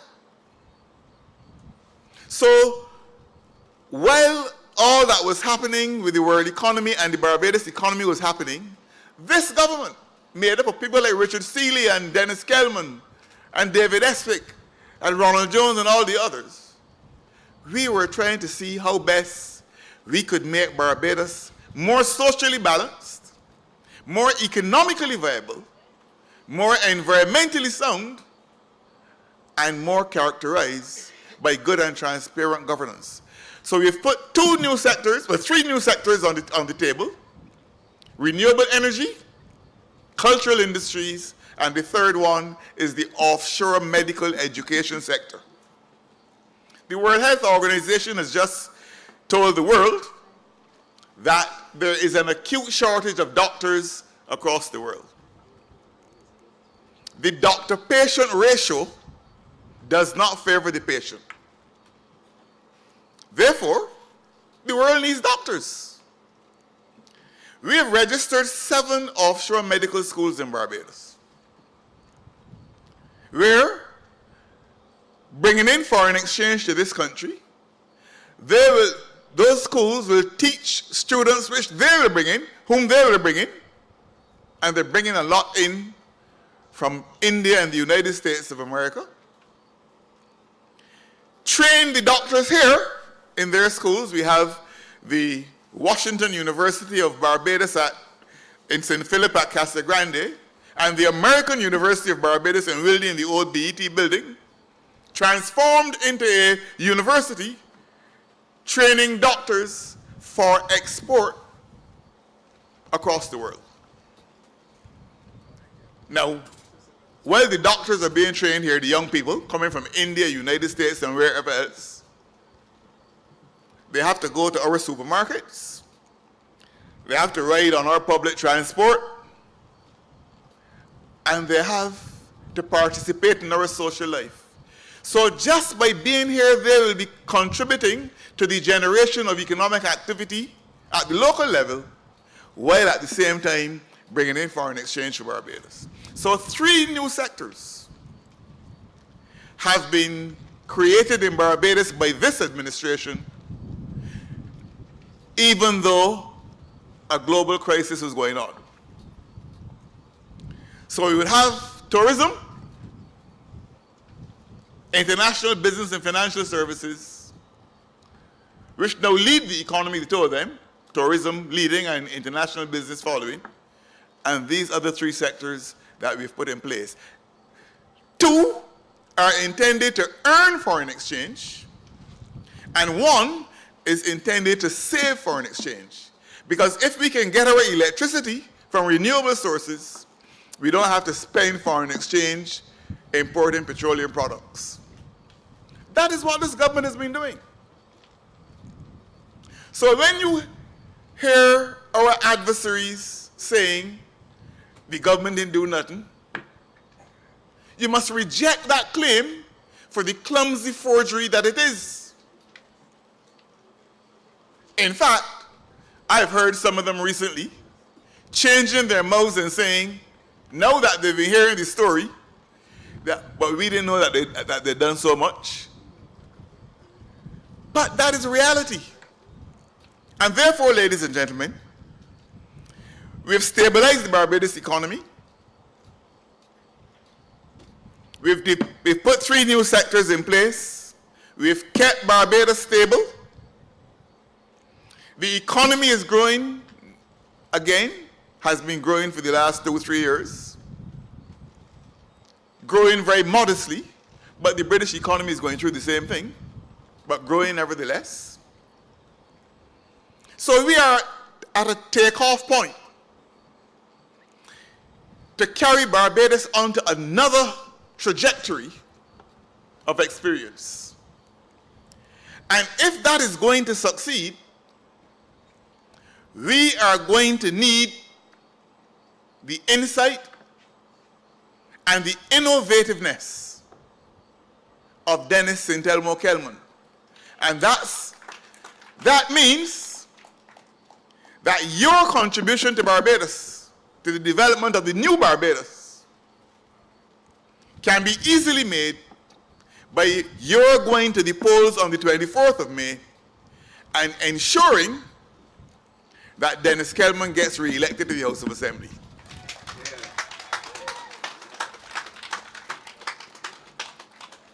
I know there are always things that you can feel aggrieved about. It is always possible to point at what has not yet been done. I experience it across Barbados every day. Why we haven't done this yet, or why we haven't done that yet. And I usually have to say, okay, I agree we haven't done that yet, but let us look at what we have done. Because sometimes it can be something in the nature of an industry in Barbados. To rather than count your blessings and name them one by one, we delight sometimes in counting our curses. And sometimes we don't understand how really fortunate we are in the context of other countries across this region and across the world. If the people of Haiti tonight were living in a country with the amenities, the infrastructure, the peace and the calm of Barbados, they would feel that God has been good to them. And there are many other countries across the world that would be glad if they were like Barbados. I meet them across other parts of the Caribbean. Ralph Gonzalez, the Prime Minister of St. Vincent, wrote an article a few years ago called The Idea of Barbados. And in that article he said that all of the countries in the OECS aim to be like Barbados. We have to appreciate what we have. We don't always get it right. We're not perfect. Perfection is the exclusive preserve of the Almighty God. And whenever anybody comes to me asking me to be perfect, I say, if you want me to be perfect, prove to me that you are perfect. We don't always get it right. We're not perfect. Perfection belongs upstairs. But we are expected to be faithful to the objectives of making Barbados a better place and bringing a sense of fulfillment to the lives of the people over whose destiny we preside. And therefore, I want to assure you that the Democratic Labour Party continues to be committed to the creation of a just society in Barbados. A society in which there is equality of opportunity, a society in which there is equality before the law, a society in which there is balance in our social relations, a society in which we can, without any impediment, enjoy our freedom. All of you there tonight listening to me, and those within the hearing of my voice, have got to where you are by hard work, by sacrifice, by cutting and contriving, by falling down but getting up again, by trying and failing but never failing to try, by having strength of character and personal integrity. Not one of you listening to me tonight and looking in my face tonight can tell me that you are where you are because of who your father is, or your mother is, or your grandparents are, or anything like that. You don't have any bloodline to boast about. I want to know where you cry to. You don't have any bloodline to boast about. But the lady who wants to be the 8th Prime Minister of Barbados was told by her cousin in 2002, when she was being admitted to the inner bar, that her bloodline, your bloodline is who your father is, who your mother is, who your paternal grandparents were, who your maternal grandparents were, who your cousins were, who your blood relatives were. She was told that her bloodline signifies for the present and signifies for the future opportunities that have no limits or no bounds for higher achievement. That can't be said about anybody in this audience. We know about hard work, sacrifice. We know about cutting and contriving. We know about blood, sweat, and tears, not about privilege. And that is the narrative of Dennis Kellman's life as well. His opponent is guilty by association. Because if he is propping up a woman, or is trying to prop up a woman whose bloodline offers boundless and limitless opportunities for her achievement in the present and in the future, when his does not, he's living a lie, number one, but he's also guilty by association. Because his story and his journey are fundamentally different from the person whom he is supporting. Dennis Kellman's story, Dennis Kellman's journey, is no different from mine, and no different from yours. And therefore, together, we can continue to work for the development both of St. Lucie and of Barbados. And therefore, I want you here in St. Lucie to stand strong with the Democratic Labour Party. And on the 24th of May, go to the polls and vote for Dennis Kellman and the Democratic Labour Party. I'm saying one last thing and I'm gone. I have to go to Bank Hall to address another meeting. I said I want you to go and vote. I know the tendency for some people to say, I feel like voting this time. Let me tell you this. It is dangerous, positively dangerous, to take for granted the right to vote which you now enjoy. Our great-great-great-grandparents did not have that privilege. And many of them lost their lives and lost their reputations fighting for it. There was a time in Barbados, not too long ago, in fact, just before the 1950s, when in order to contest a seat in the House of Assembly, you had to have a certain amount of property and be earning a certain amount of income. And in order to be able to vote, you had to own a certain amount of property or be earning a certain amount of income. In 1940, less than 100 years ago, Winter Algernon Crawford, who represented St. Philip from 1940 to 1966, won a seat in St. Philip after getting 117 votes. You know why? There were thousands of people living in St. Philip, you know. But he won a seat by getting 117 votes, because only about 300 people in St. Philip could vote. Only about 300 satisfied the income and property qualifications. But all of that has been dismantled now, and the only criterion you have to satisfy is the criterion of age 18. No property qualifications. Don't take that right for granted. Whenever you stay home and take your hands off the steering wheel, it is another way of saying you don't give a damn in which direction the vehicle goes. Make sure that your vote counts. Make sure that you are faithful to the struggles of your great-great-great-grandparents who fought and died to get the right to vote. And encourage all those around you to do the same.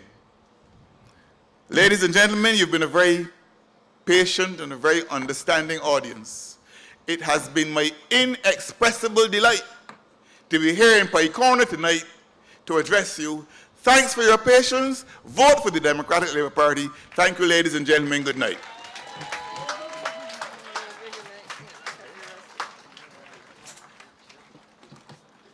Ladies and gentlemen, a round of applause again for our Prime Minister. Stand strong, vote for the Democratic Labour Party. Ladies and gentlemen, our next speaker, but I have to do this piece. I have to do it. I'm going to read a piece of you from the 12th of June 2000, the 13th of June 2000, and this is what it says. The resolution is seeking to approve this Parliament of a guarantee of a government bond for the repayment of the Barbados Tourism Investment, BTI, of $25 million borrowed by the way of issue bonds known as a special development bond and the interest on the principal sum. The proceeds of this loan are to be used to facilitate the implementation of certain infrastructure improvements in Barbados and Spikestown. The rate of interest will be 8.25% and will be paid twice yearly, at the end of December and at the end of June each year. The maturity date will be on December the 31st, 2015. There's another part where it said, I cannot remember, the Deputy Speaker, the last time that we dredged the greenage, either the inner or the outer in Barbados. All of the work has been done. Other infrastructure work has to be done and is going way back to the globe, which is known as the James Tudor Roundabout. So there's a lot of infrastructure road to be done with this loan. Ladies and gentlemen, you realize that the Democratic Labour Party, when you went up River Road, you remember that all that dredging and beautifying that river with the rocks was done under the Democratic Labour Party. The Barbados Labour Party in 2000 borrowed, had a loan for $25 million to be a part of that, and then they're asking you what we do with the money. We take the money that they should be using to do that, things like that river thing. Look in our facts book and see the beautiful Constitution River, beautified, and alone in 13th, it was approved in Parliament the 13th of June 2000. We weren't in office then. And that road, that river, we had to do. And then they're asking you that we ain't do nothing. The money then that we should be using to push further, we had to do the work that they had borrowed money to do, but we still had a loan to pay back. Remember? So the work wasn't done, we had the loan to pay back, and then we still had to turn around and do the work to beautify Barbados. Ladies and gentlemen, tell these people, come straight to you. Do not vote for them. Ignore the Barbados Labour Party come May the 24th. Because when I read these things, it really gets me annoyed to see how my fellow Barbadians would not read and research, do some research, and see that these people are making a fool of you, they're making a mockery of you. Do these things for yourself. Tell the Barbados Labour Party you all are a pack of liars and dishonest people to us. Come and they did something like that. But ladies and gentlemen, the gentleman that is coming now, he had put Barbados at #1. I remember when that happened, somebody on Facebook asked me if we can take credit for it. I tell him, you gotta be drunk as hell.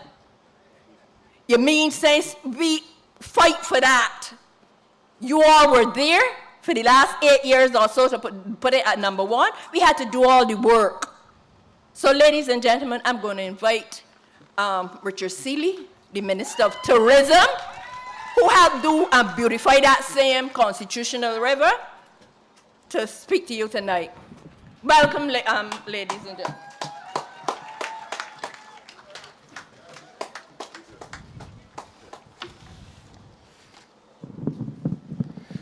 Thank you, Margot, for the introduction, the warmth of your introduction. We certainly need it here in this breezy spot in St. Lucie, of course, right by the office of my friend Dennis Kellman, whose candidacy I'm supporting once again to be the Member of Parliament for St. Lucie, a peculiar parish in many respects.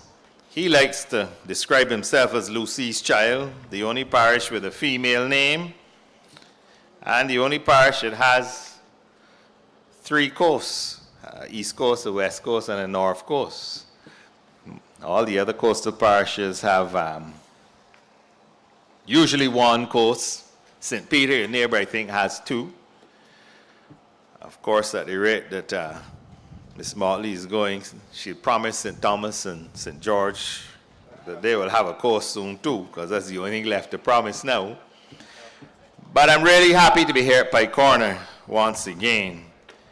And I, of course, speak on the Democratic Labour Party's platform, having gone through a fairly difficult time. We've had to navigate some treacherous waters for the last 10 years.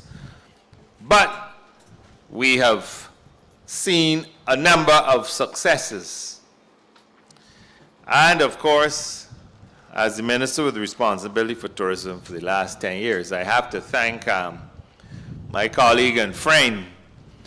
When I first started in Parliament in 2003, as a matter of fact, next week it will be precisely 15 years. It was the 21st day of May 2003. Dennis and Elmo Kellman was the Shadow Minister of Tourism. And it was Dennis Kellman that really brought to the attention of Barbados the whole concept of community tourism, reflecting on his own experience in Half Moon Fort, which he has rechristened Moontown. He brought to the national attention the whole concept of taking a holistic view of tourism in terms of what our tourists want to experience and, of course, the role that we should play. And he will recall, as I certainly do, because I used to sit next to him then, as I do now in Cabinet. I have Kelly on one side of me and Michael Ashley on the other. So I usually have to stay focused because both of them can be quite distracting sometimes, but nevertheless. But no, he found the then government had no uses whatsoever for that concept. The most famous statement that the then Minister of Tourism used to say, I understand he's the chief of marketing for the Labour Party's campaign now, foolishness, foolishness, that's what he used to be saying. And it's rather ironic because when you hear the United Nations World Tourism Organization speak about emerging niches, experiential tourism, heritage tourism, cultural tourism, people wanting to immerse themselves into local experiences, that's what Kelly was talking about 15, 20 years ago. So they are behind the thinking of this very progressive mind. And in that regard, I want to encourage you to continue to support Lucy's child, Dennis Kellman, an unapologetic supporter of this parish. And of course, someone who you can be proud of for his work and his views, that he's remained steadfast and are always about putting the country first.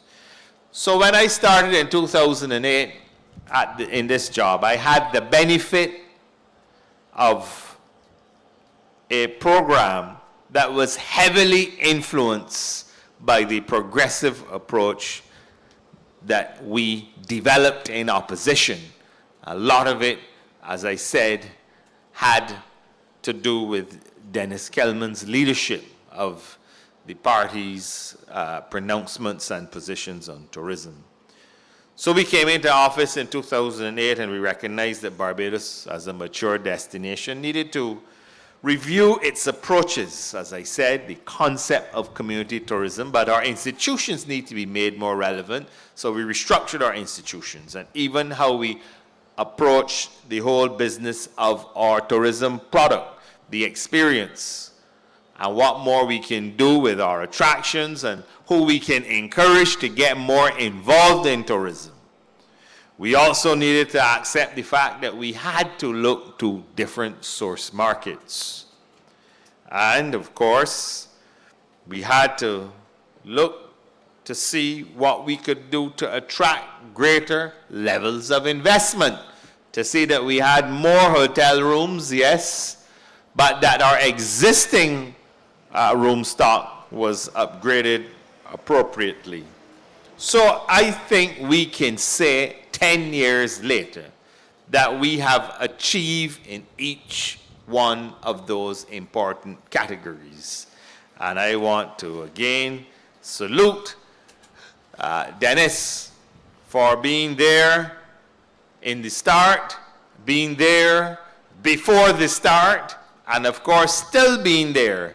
And even though he's at housing, he still has a very special place for tourism in his heart, and it comes out constantly when you hear his contributions to debates on tourism.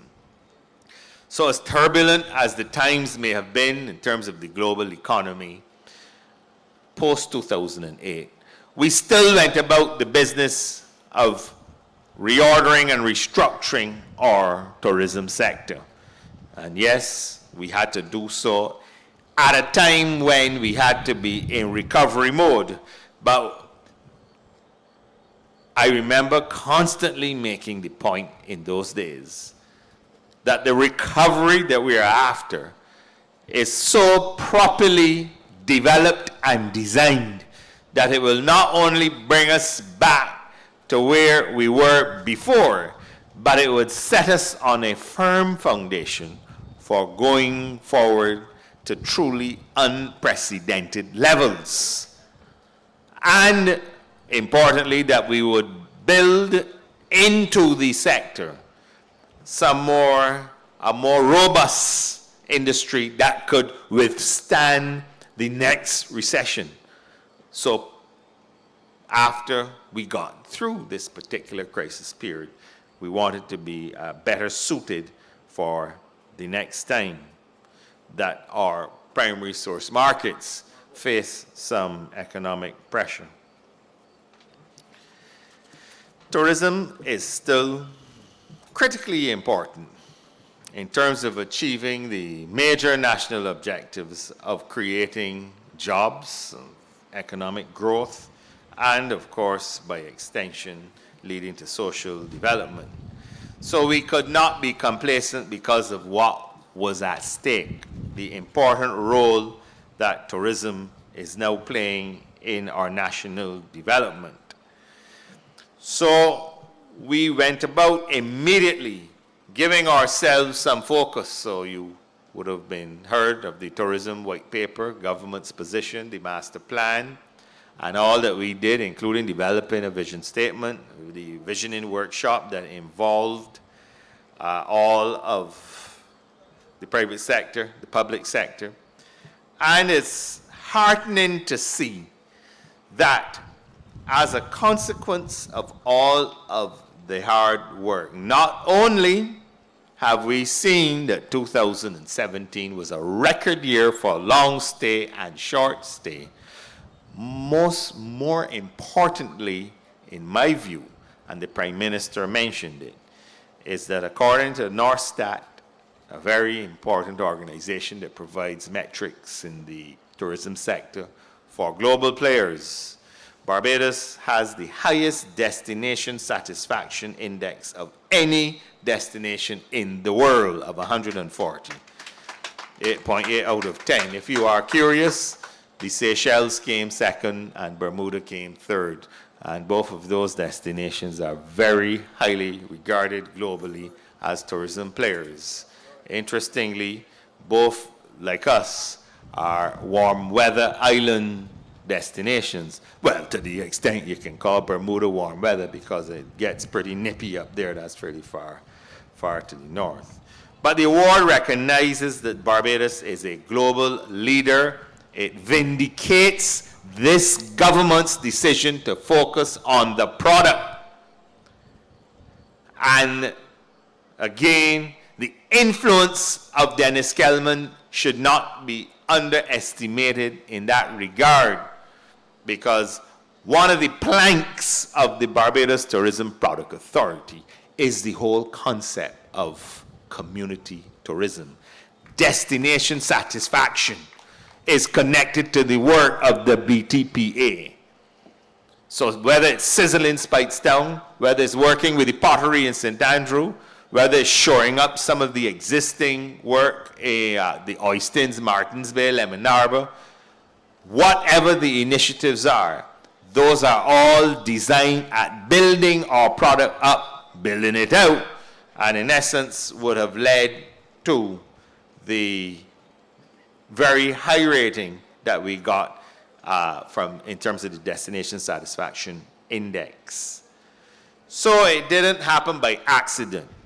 It happened as a result of the proactive approach this government has been taking, not only to develop and enhance our work in the market, but of course, the holistic approach and the responsible manner that we have been trying and successfully developing the product issues and the investment issues as well. We constantly talk about the attraction of mega investments in tourism.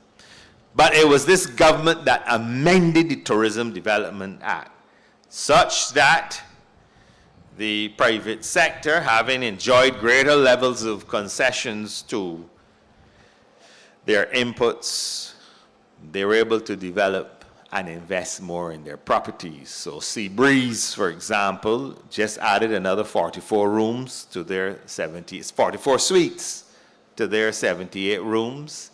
You have had 44 hotels prior to the Seabreeze work starting that had enhanced, improved their room stock. And that's what the BHTA is saying. That those figures aren't mine. But again, creating the environment that we can improve our product. And that's not just so hotels can look pretty, by the way. As a policy maker, you want that because they can then attract a higher rack rate, and that means more foreign exchange, more economic activity. So that is what we have been doing in that regard. We also, of course, been, again, on the investment, but relating to product development. The Inter-American Development Bank signed a note with the Minister of Finance for a $20 million loan. The IDB has recognized that the critical nature of tourism to Barbados' development, and for the first time, a tourism component has been added to the IDB country program. I want to thank Chris Sinclair for his work in that regard, because the Ministry of Finance is the line ministry for IDB activity.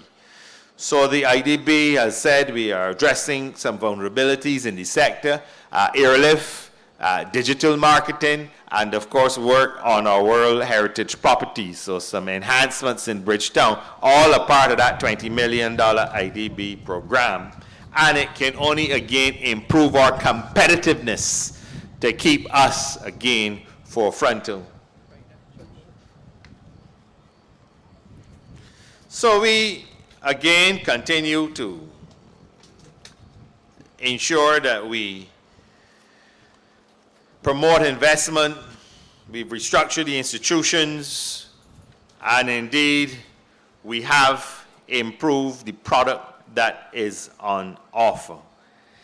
You know, we speak to the destination satisfaction index and the fact that we are at #1 in that regard. And again, even though I think I've made the case for why it is we were able to get to that point, I think I should just demonstrate to you that it has been progressively occurring over a period of time. So the same way that the records of 2017 didn't just drop out the sky, for that matter, 2015 and 2016 were records as well. You should understand that the Norstat Award for being the #1 destination didn't just occur again in a vacuum. It was not a one-off through happenstance or a fluke, as they say. We have been receiving international attention for some time now. And it might be useful for me to share with you some of what has been recognized over recent times by others, not the Democratic Labour Party, not Richard Seeley, not Frundle Stewart, not Dennis Kellman, not the government of Barbados, but international unbiased observers who can be honest, fully and totally and completely and intellectually honest with respect to what is happening in the tourism sector in Barbados. In that regard, in 2015, Caribbean Journal, Barbados Destination of the Year at the Caribbean Travel Awards. That was 2015. 2016, Expedia, the world's largest OTA, online tour operator. Barbados named the best Caribbean destination at the Caribbean Travel Marketplace by Expedia. The World Economic Forum 2017, Barbados received the highest score for safety and security, one of the highest scores for health and hygiene in the world. The highest score for safety and security in the Caribbean, and one of the highest scores for health and hygiene in the world. The World Economic Forum, a very prestigious body. You may have heard of the Davos conference that happens every year, where the who is who, world leaders in public sector, private sector, descend on Switzerland. And there's a similar activity they do in Saudi Arabia as well. They call that one Davos in the desert, and it's a similar thing. Very prestigious body, and they are singling out Barbados for recognition. Travel Bulletin Star Awards. Barbados was named the Winter Sun Destination of the Year in 2017. Cruise Critics, Barbados was third place in 2017, Caribbean Cruise Destinations. And Travel Trade Gazette 2017, BTMI, Barbados Tourism Marketing Inc., was named the best tourist board for the year. So it isn't just the DSI award. We have generally been receiving international attention for some time. And so I want to reinforce the message here tonight that tourism does have the capacity to see that Barbados can be put on an even greater footing in terms of economic sustainability. Yes, there are other sectors. I'm not saying it's all about tourism, but there's no doubt that we can create numerous jobs, 15,000 jobs by 2020, as we move towards 8,000 hotel rooms. Right now we have 7,000 and close to 1,000 under construction. We can, of course, reach the point at that same time where we are earning $1.5 billion US. That will do a lot to see that our balance of payments, current account, goes into a surplus and not a deficit. And of course, on the assumption, as the Prime Minister mentioned, that we continue on that green energy trajectory. Right now, 25 megawatts from renewable sources. He's the minister responsible for energy, as you know.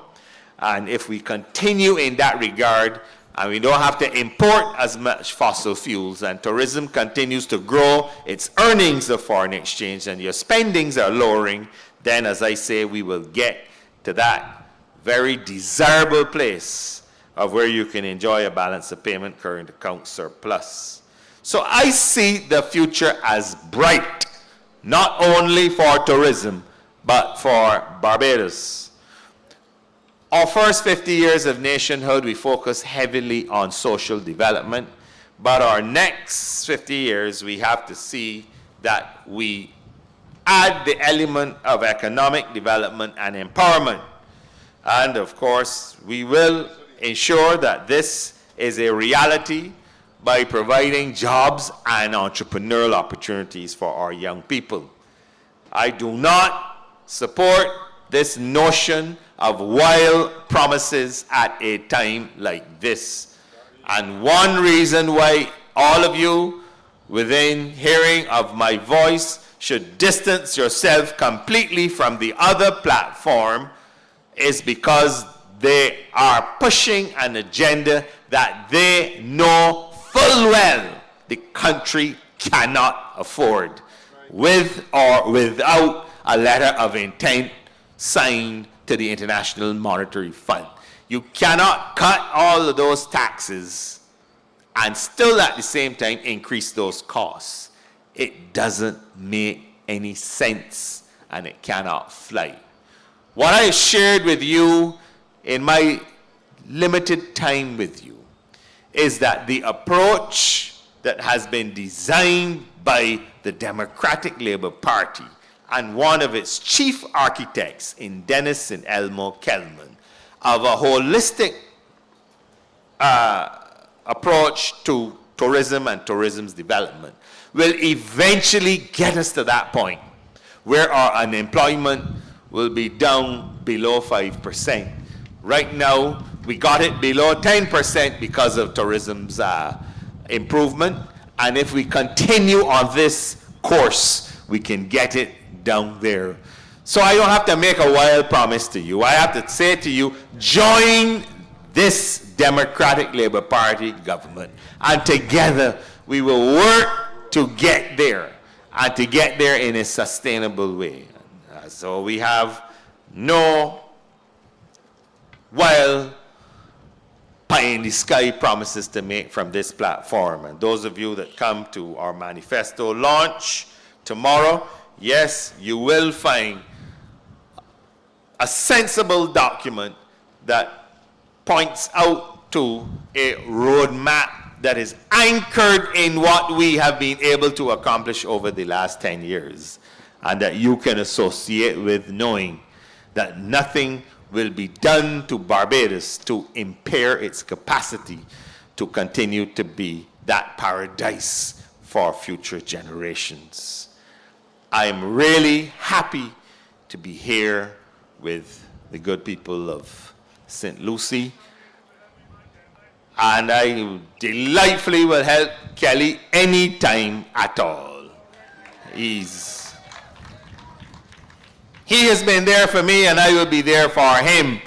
And you know, I am no stranger to this lawn here in Pike Corner. When he has his luncheon, and he's right here. You pitch your time right here, right, Kelly? Yes, I've been to a few of those luncheons, of course. The St. Lucie people know how to cook a good meal.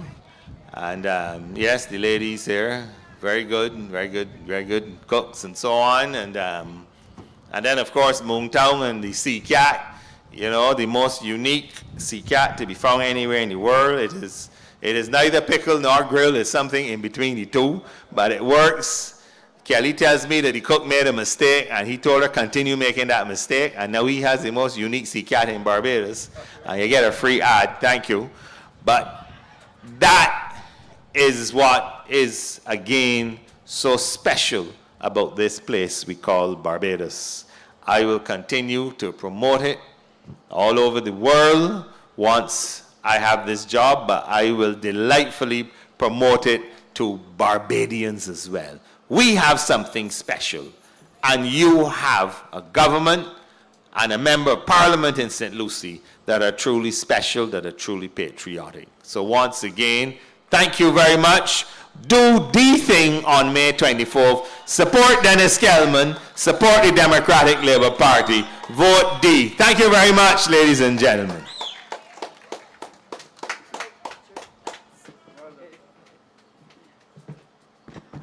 Ladies and gentlemen, you have heard from Mr. Richard Seeley. As time is going on, without further ado, we are going to call on Mr. Dennis and Elmore Kellman to address us, our present parliamentarian and our future one. Ladies and gentlemen, Dennis and Elmore Kellman.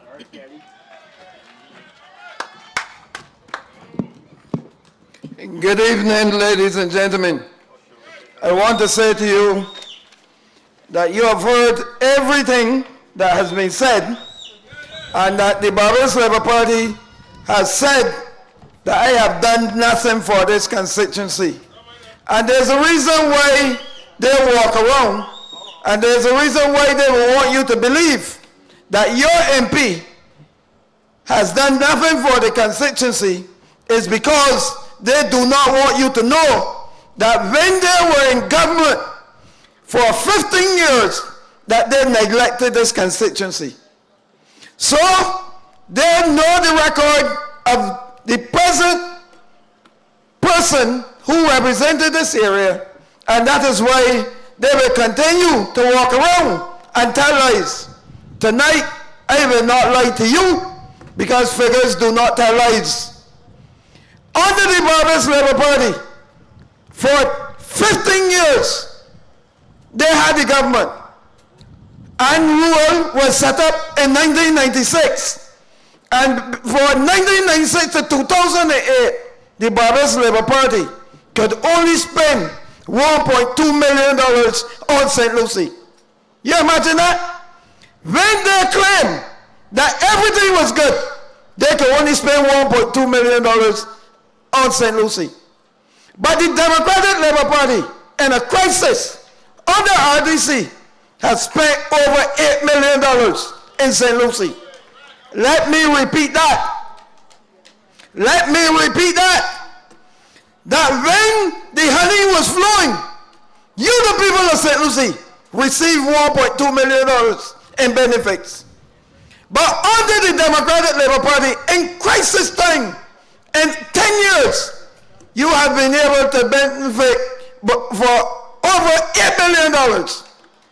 And they're walking around telling you, I have done nothing for this constituency. Michael Ashley, the minister, spent over $4.8 million on this constituency, building houses. Let me tell you what he did, man. He did auxiliary works. He did bathroom facilities. He put down electric poles, electrical wirings, house repairs. He gave LPOs. He did new houses. He did tanks. He did water. He did wells. You think I'm finished? Yes, he did all of that. You hear what he said to you? But the Barbados Labour Party, you would have heard the Prime Minister making the point that they neglected St. Lucie and St. John. It is a fact. And I have the figures to show you that when they were spending $3 million on St. Philip South, they were only spending 1.2 on St. Lucie. But not only that, they also neglected St. John. But tonight I can tell you that the Democratic Labour Party ensured that St. Lucie was not neglected, because we felt that St. Lucie was starved by the Barbados Labour Party. And people ask me, how come things are so bad in St. Lucie when we came to government in 2008? And I said to them, the reason why things are so bad in St. Lucie is because the Barbados Labour Party do not like the people of St. Lucie. But we corrected that. Look, they spent $2.1 million in St. John under their time. And St. Lucie, as I tell you, over $1.2 million. But listen to how they spent the money. In Christchurch East, they spent the money in Christchurch West Central. But this Democratic Labour Party cared so much for you that they ensured that they corrected the injustices that you suffer. So when they walk around now, giving you the impression that nothing has occurred in St. Lucie, you can tell them without a shadow of doubt that they're wrong and that you know exactly what was done. I will not name and shame people, but I will tell you that there are a lot of people in this area that would have benefited from the largesse of the Democratic Labour Party. Some might pretend it is not true, that's their democratic right. But one day I will tell you You will never see the MP for St. Lucie handing keys or bring the press to identify those persons who would have benefited from the largesse of the Democratic Labour Party when it comes to social upliftment in this constituency.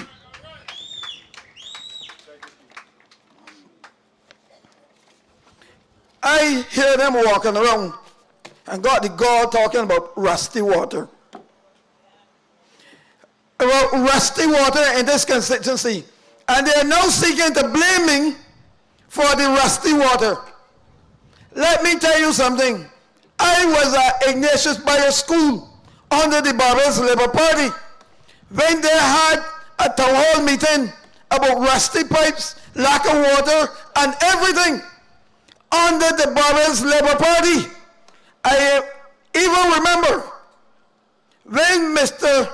Wanza said that there's no crime in rusty water because you can get your iron from a rusty water. At that school in Ignatius Bayer. And now they come talking about rusty water, and they did nothing about it. Since that, we have changed some of the pipes. We have now recognized what is the problem. And you know how the Barbados Water Authority was able to recognize that? Because of the Democratic Labour Party again. When they invited me to do my Facebook Live, I went on the program and I explained to them that it could not be anything different to the pipes. And I said that the water coming to the east comes through, yes, it comes through 2 reservoirs and sometimes 3. Follow me.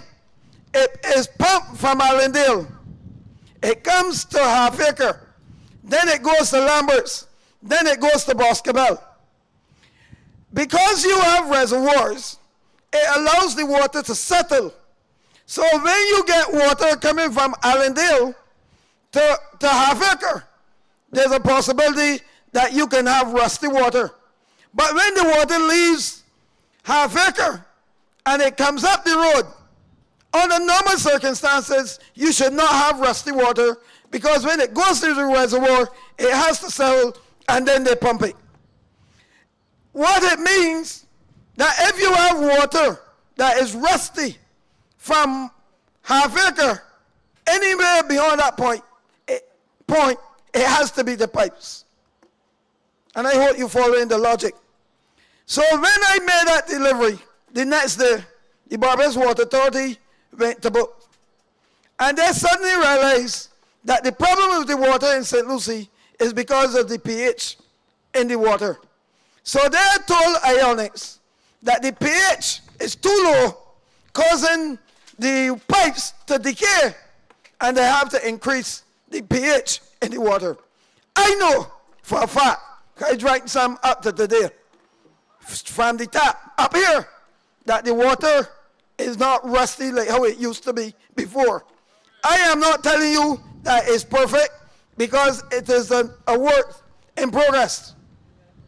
But because of my presentation on Facebook, they were able to correct that particular problem. And you should give yourself a clap for that, for sending me to the house. It is because you put me there. Unlike them that can't think about anything and go duck on the maid skirt for ideas. I do not have to do that. When I hear a discussion, I can enter a discussion anywhere in the world and make a sensible contribution. You will have heard my PA talking about the number of trips that I have made. And they will tell you, the officers, especially the chief town planner, that whenever I travel in this world, that the delegates come to me and always say a good contribution, the man from Barbados. Because that is how they describe me, the man from Barbados. Because whenever I travel, it is about promoting Barbados and ensuring that I don't go to eat food, but go to put Barbados on the map and to ensure that the tourism numbers are up. And that is why I can tell you tonight that Minister Steele didn't mention it, but we will be getting copper coming to Barbados shortly. And the wicket was laid a long time back in 2011 by Minister Steele and myself, because we went to Parliament and we negotiated for copper, and we finally have it coming to Barbados. You know what that means? That we will not only have to worry about tourists coming from that section, but we will now be having tourists coming from South America. And the foundation has been laid, because whenever I went on housing conferences, I ensured that the flag of Barbados was flown high. And many people always say, where is this little country that this guy always talking about, the Beja man? So you don't have to worry. Your parliamentary representative not only represent you, he doesn't only represent Barbados, but he represents the Caribbean and the world whenever he travels. Look, they said I have done nothing in here. You know, prior to 1994, we had no parks in St. Lucie. Not one. Tonight, as I speak, we have one in Checker Hall. And it's not only a play park for kids, but it's an exercise park also. And I want to tell the Minister of Environment, I've spoken to you on many occasions, I want some lights down there too. Because if it is an exercise park, then it means that instead of people having to walk the road on mornings and nights, that when they come home at night, the park is big enough that they can do their exercises in the park at Checker Hall, and it's for everybody in the constituency. And for the people of St. Peter too. Then we left and we went to Mount Poyer. Not only did we deliver 21 $5 lots at Mount Poyer, but we deliver a park down there too. But there's something special about those 21 lots. When you drive into Mount Poyer, you can see the difference between the DLP and the BLP. When you drive in, the DLP on your left and the BLP on your right. And if you see why people should not build houses in St. Lucie, but should give the people lots, go to Mount Poyer. Because the BLP went down there and built some houses, and before the people entered the houses, they had to repair them. We went in, and instead of building houses, we gave the people lots. When you go in Mount Poyer tonight, you want to know if you're in Wanstead Heights or Wanstead Gardens or even Sandy Lane. When you look at the sizes of the houses, and I keep telling them that St. Lucie people do not want houses, they want lots. And people get jealous and get vexed to me when they make the point. But I know my people. But the BLP do not know the people of St. Lucie. And they went to Mount Poyer and put down foolishness. But I am proud of how the people were able to reject their idea, how they are converting the houses to suit the DLP's policy at Mount Poyer. So I want all of y'all to judge me tonight by Mount Poyer. On one hand, you have Dennis Kellman. That's the left-hand side going in. On the other hand, you have the other person. No, you don't worry. They judge us by policy. And if you like what is on your right-hand side, and you think that that's the best value for money, then vote. But if you like what is on the left-hand side, but then you can't vote for them because you love quality. And I know my people in St. Lucie love quality. So then we left there. And with the help of the Maria Holder Trust, we were able to build another park at Carlton. But that is not the best. Right up here at Coconut Hall. If you have not gone there yet, I want you to go. And there's a reason why I want you to go. It's the best looking park anywhere in the world.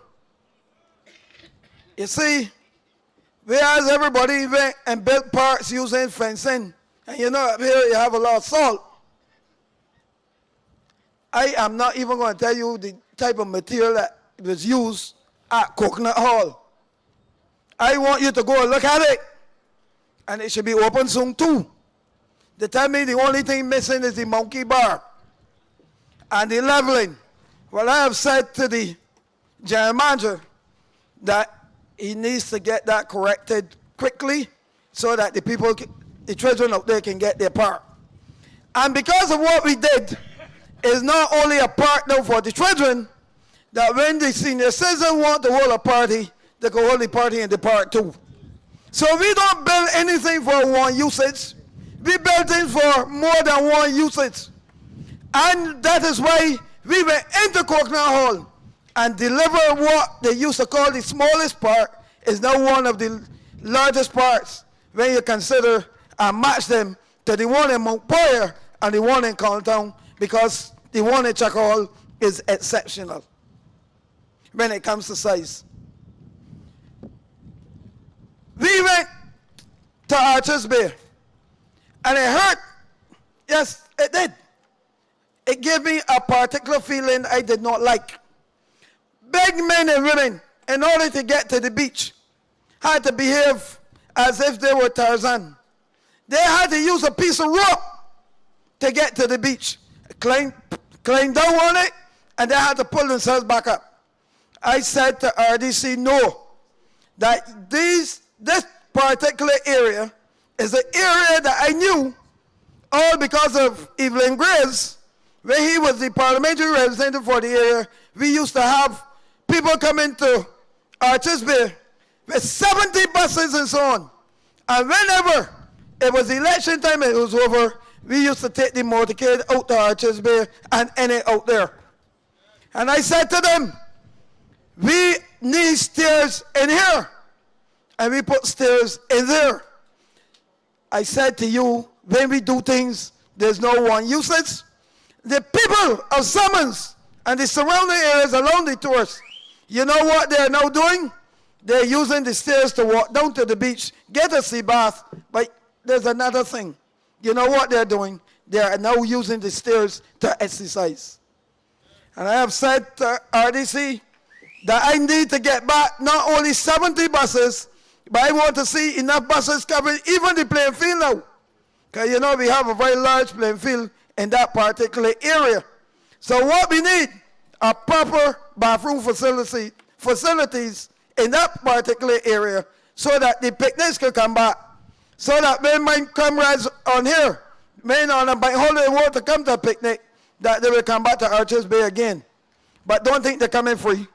We will not charge them to enter, but when they come, we will ensure we have some kiosks down there, so that you there have to spend some money down there and leave some money in St. Lucie.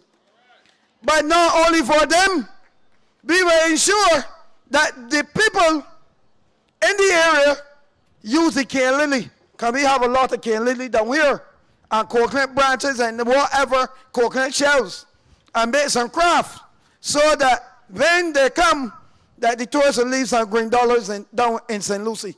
Because we do not intend to do anything that does not have an economic benefit, whereas others might be looking for the social benefits. We want to see the economic benefits tied to the social benefits also. So Archers Bay, we will be building out Archers Bay. And I want to thank the owner of Catch 22, one of the most popular restaurants now in Barbados. Because every day now, you can see the Zs, you can see the ZMs and the Bs going to St. Lucie. All because of Catch 22 and the Animal Flower Cave. And what is also interesting, a lot of people believe that Catch 22 is only about eating. No, you can rent a room there too. And if you want, you can get a villa there too. All because of the wonderful work that has been done at Archers Bay. Because the gentleman came, saw what was going on, and recognized that he has now a beach that he can offer his tourists. And you know, once tourists can find a beach, they will stay. And that's the concept of community tourism.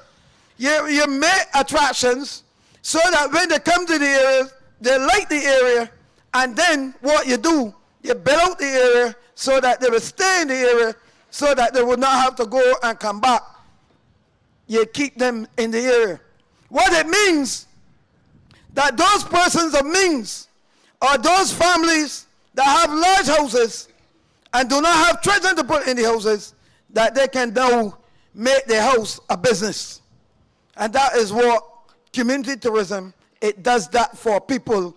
And right here in Pike Corner, right through Railroad, and a couple other areas in this particular location, you will see that some people have bought into the concept and they are now exploiting community tourism for the benefit of themselves and also for the other businesses in the area.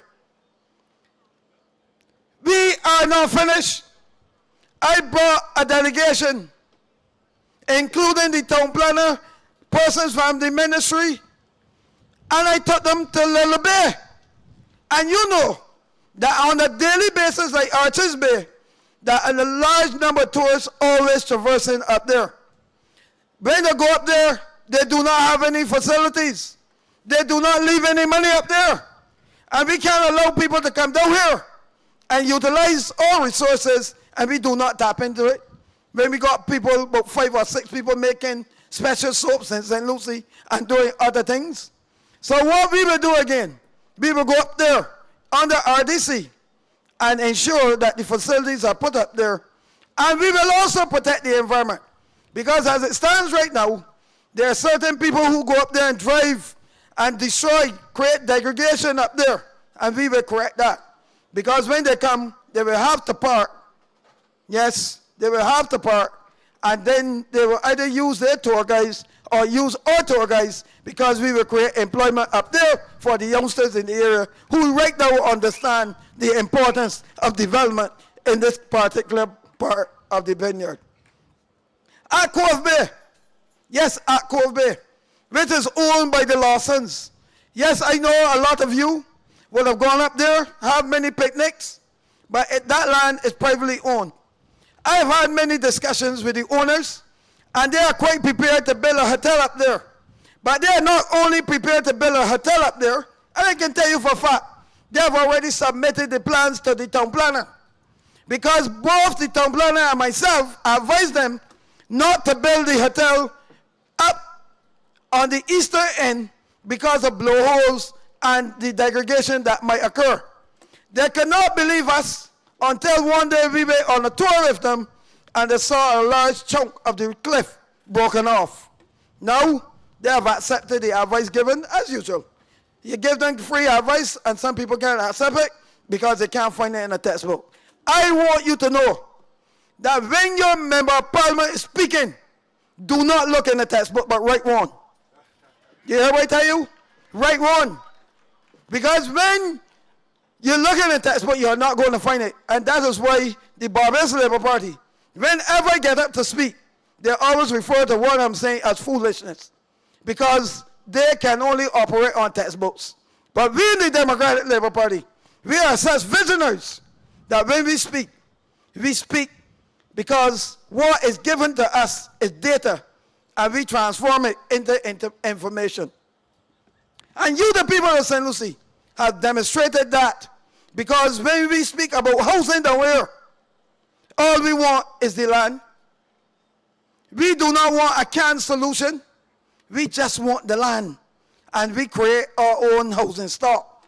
And when you give us the land, and you go and see what we have done to that land, you cannot believe it. So, ladies and gentlemen, community tourism is not only for the eastern side, it's not only for the northern side, it's also for the western side. If you go to Moontown tonight, of Half Moon Fort, you will see that there's a lovely structure, and you would not even believe that that was an old building. And if you Google, you will find out that the place is now known as Moontown Apartments. I want you to know, I do not own them. But the man is so impressed with the brand name, and I want the minister to listen to this one, that the brand name Moontown is so great that he felt committed of naming his condos, even before asking for permission, Moontown Apartments. And he turned around and advertised them that he has a business So when you come to the area, you can come and shop too. And you know what he did? He took the picture of Moncton open 6 a.m. until, and he posted that there too. It shows that sometimes there's some people who cannot appreciate vision. And not only that, if you go to Kellman's Road, yes, Kellman's Road, and I will tell you something about that too, formerly the Judge Gap.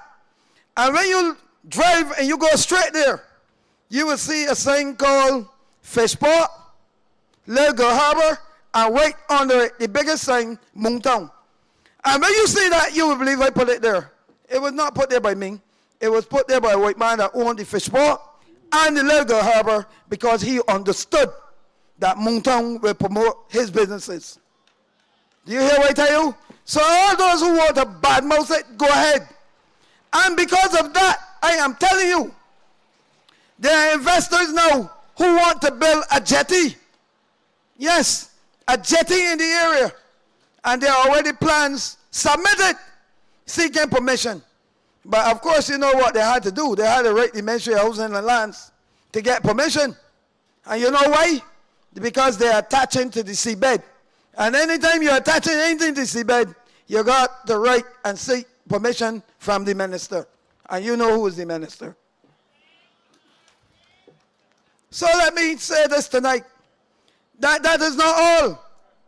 The endorsement block has agreed with your humble servant to construct 3 roads in St. Lucie. It is true that they might be backing off and would like us to pretend like they're trying now too.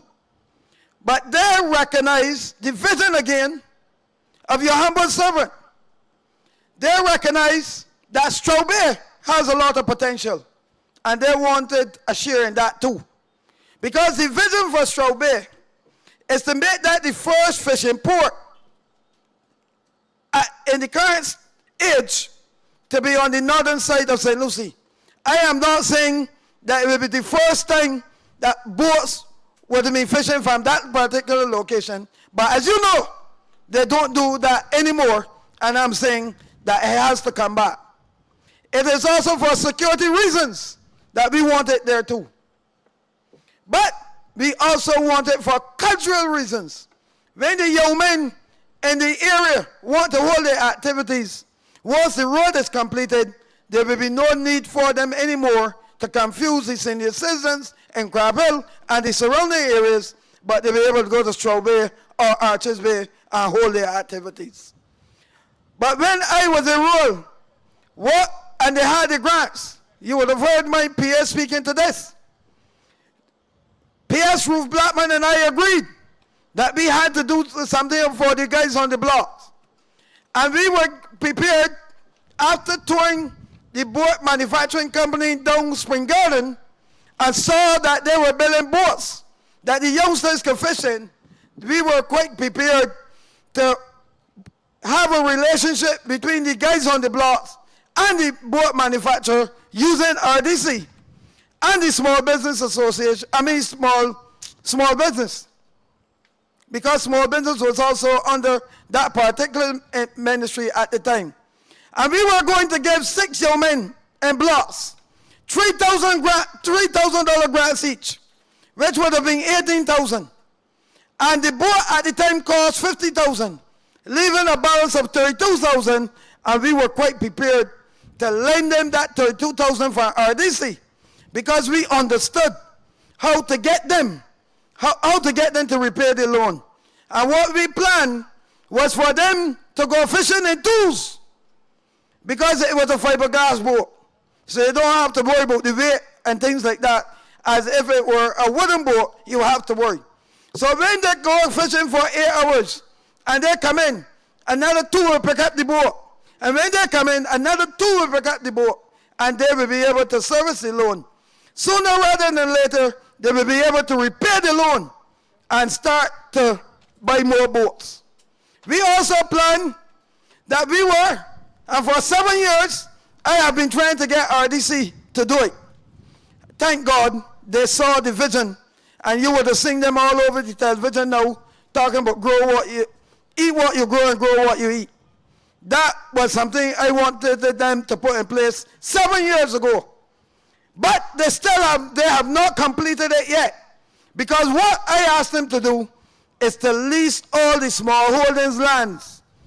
Yes, all the small holding lands in the area and throughout the rural areas. Because working at the sugar industry, I understood the amount of land that was held by the small farmers in this country. And when the sugar industry ran them out of producing sugar cane, yes, they ran them out. And I told them, and they didn't listen. There was a time in this country, once you were a smallholder, once your canes came to the factory, you went straight on the weighbridge. They stopped that, and small farmers found themselves having canes, sometimes for 2 and 3 weeks, and the juice ran out and having no weight, and the cane cutters got angry because when you cut canes, you cut them because of weight. And you know, a lot of people believe that I got weighing only when I went to Mountown. I was always weighing from the time I was in sugar industry. I weighed the cane carts and the cane too. So I knew how to weigh food with a plate. Because all you have to do is weigh the plate first, put it back to 0, and then weigh again. And then if you add on something else, put it back to 0 again. So don't think that weighing is anything that deprives you of your rights. Weighing is justice. And that is another thing that a lot of people curse me for, because they said I was robbing them. All of a sudden, all through Barbados, people weigh now, and I don't hear one word anymore about robbing. They suddenly recognize that in St. Lucie, we lead. And that is why in St. Lucie, we are always forward, and we will never be backwards. We are not backwards people, and we don't do anything backwards. We are always forward. Down Nasil, I have before cabinet, and it has been passed, a land acquisition for 35 acres of land. Yes. And we want to see the Ministry of Education, want to see SJPP and its new name, a section community college, and also Erdison down there. But what is important is the SJPP, because along with the hope, and you know, I hope they have given you the progress report, because you need to get the progress report and look to see what is coming to St. Lucie. Because the truth is, when you look at it, you cannot believe that it's going to be a campus or a college or whatever it is. It looks like if it is a hotel. Ask in the office for your report before you go home. It is too good for you to go home without it. And it will be right at the Hope Plantation. So, you have Nasil, and you have the Spring Hall land lease. So you have a situation now where you move from the primary stage of agriculture to the tertiary. When we are finished with you, we will not have to import anything in Barbados, because we will teach you how to grow and how to produce everything possible when it comes to farming. And you know, we are blessed in this constituency, and we do not even know it. There's a man right now down at Barbados Plantation that when people could not grow iceberg lettuce, he was growing it. When they could not grow broccoli, he was growing it. When we were importing onions, he was producing onions in Barbados.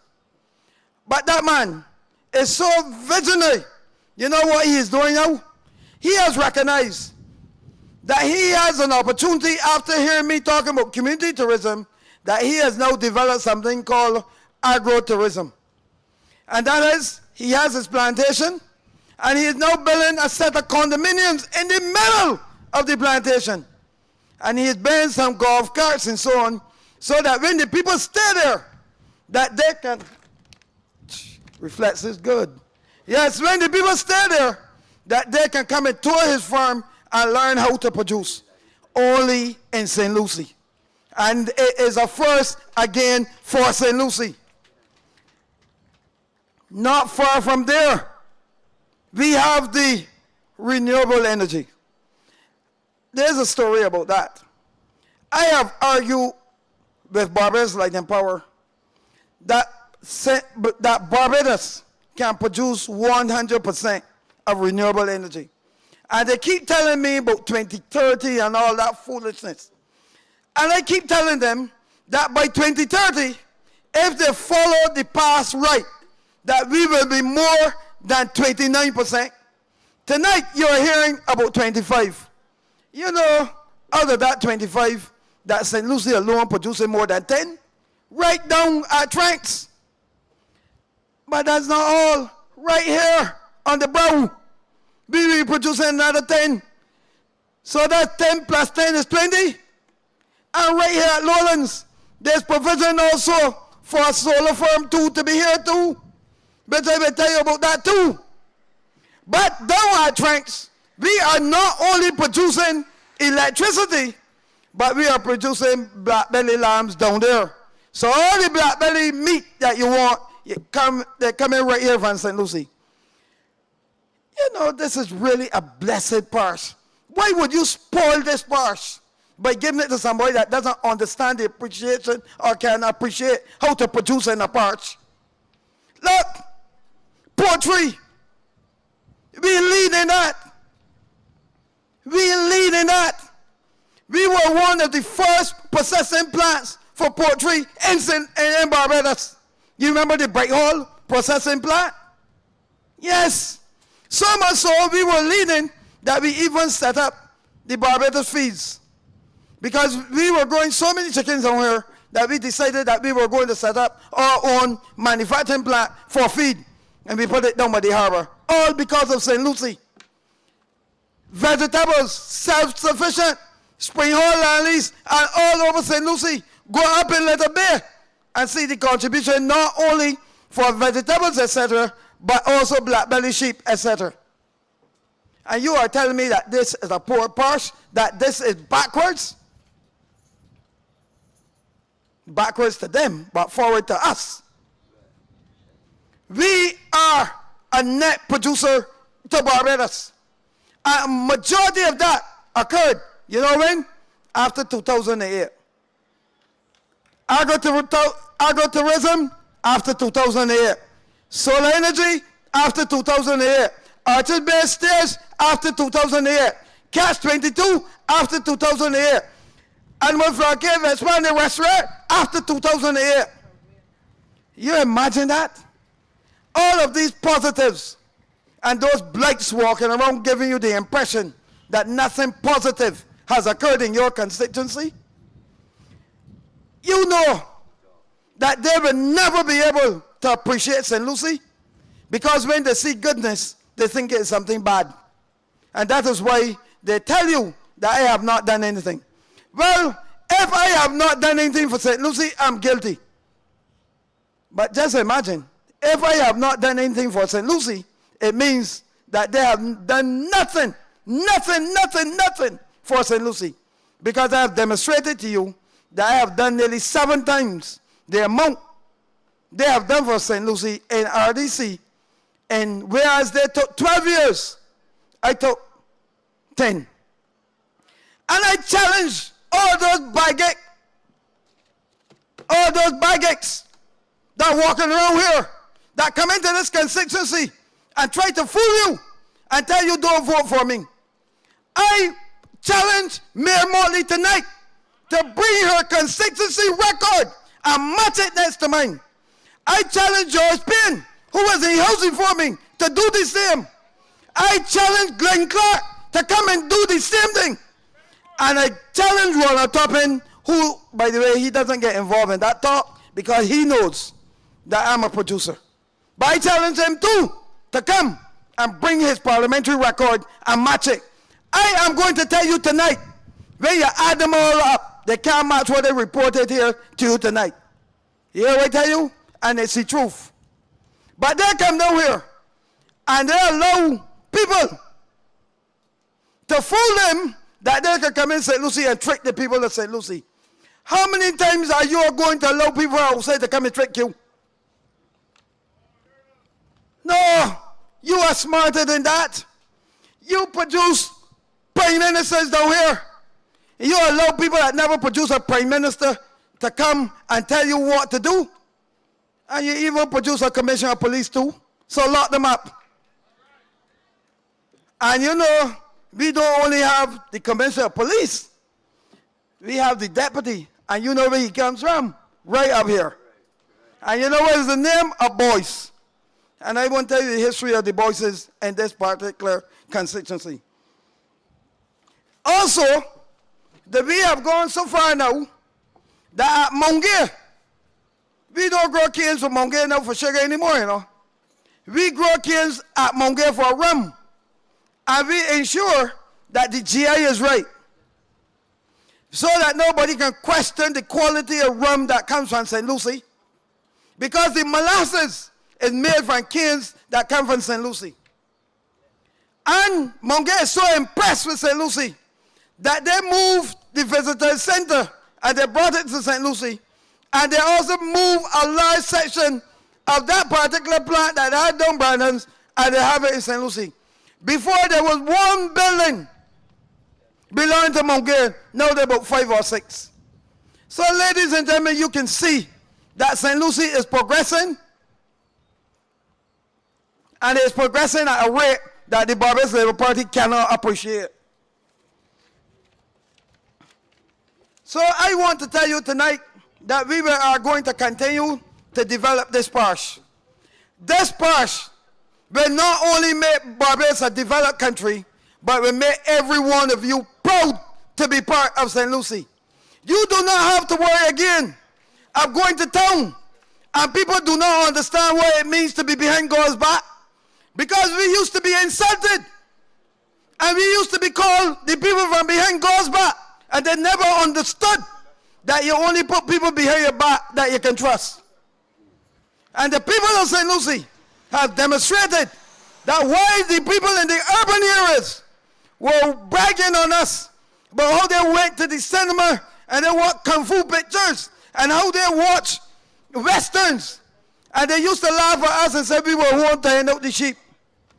After we became men and met them, we were driving our cars to town and building our homes, and they suddenly realized that while they were spending money, we were saving money to develop ourselves, and we were far ahead of them. Ladies and gentlemen, I am now asking the people in the tourist industry to accept the new attraction of St. Lucie. And you know what is the new attraction? Our houses. Our houses. Because the tourists, where they come from, they know rural areas as areas where you have slums. Can anybody show me a slum area in St. Lucie?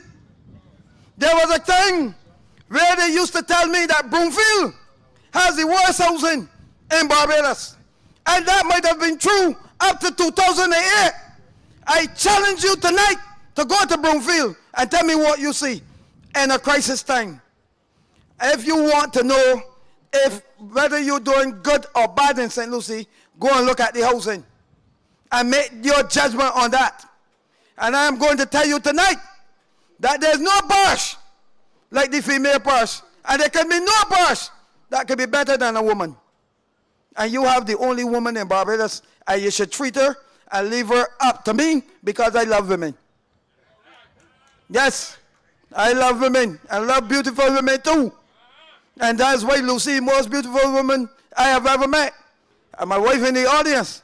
But she has to give way to Lucy, because she's that beautiful lady that washes herself on 3 sides and then dump the rest of the water on the rest of Barbados. Ladies and gentlemen, I love you. Have a good night and continue doing the right thing. Because if you do the wrong thing, you'll be moving from the Lord to the devil. Because the Democratic Labour Party believes, yes, it believes in everything positive, and the Barbados Labour Party believes in everything negative. When we show growth, they call it negativity. Tonight, ladies and gentlemen, your humble servant asks you to continue to back me, because I have your back, and you can trust me with your back. Thank you.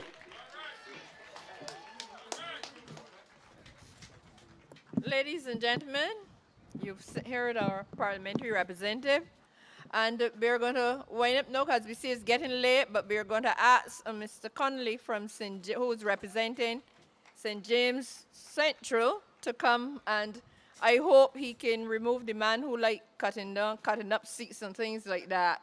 There, Conrads, ladies and gentlemen, George Connolly.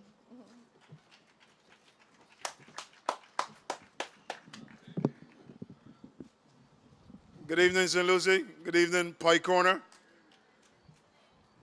And listen, it's a good thing Sherlyn Robinson was with me tonight, because I was butting about trying to find Pike Corner. It's been a long time since I've been up here. And I am absolutely certain that it will not happen again. So next time, Sherlyn and I drive in. Listen, this election season is coming to an end. Thursday next week will be the polling day, and after that, we will know which direction this country is going forward. One of the things that I want to say, and I want to say this with every bit of emotion in my heart without coming to tears. I know people of Barbados and the people of St. Lucie that we have all made sacrifices in the last 10 years. It hasn't been easy. And it is a reminder of what we went through during the early 1990s. And when we sit down and we have a quiet moment, we ask ourselves, how did we get here again?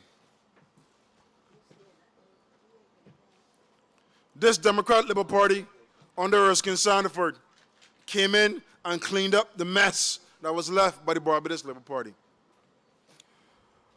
Under David Thompson, we came in and again found another mess that we had to clean up. When they started to make the steps to shape things properly, we had marches in the street.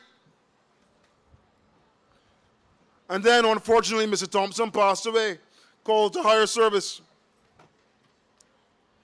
So in truth and fact, the Frandell Stewart administration has only had a single term. And I'm telling you that today, this economy and this country that we love so much has started to stabilize. The free fall we had on the reserves has stopped. The indices are going up. Tourism numbers are up. The debt is coming down. The revenues are starting to go up. The economy is starting to grow ever so slightly. But we're not out of the woods. This is not the time to mess about. And look, I tell you this. I know public sector employees who have not had a salary increase and who are thinking again, oh my God, another 10% cut coming. I know pensions have been stable. I know you're waiting on your VAT returns, the small business owners like me, more than 5 years. I know that some of you are waiting on your income tax returns.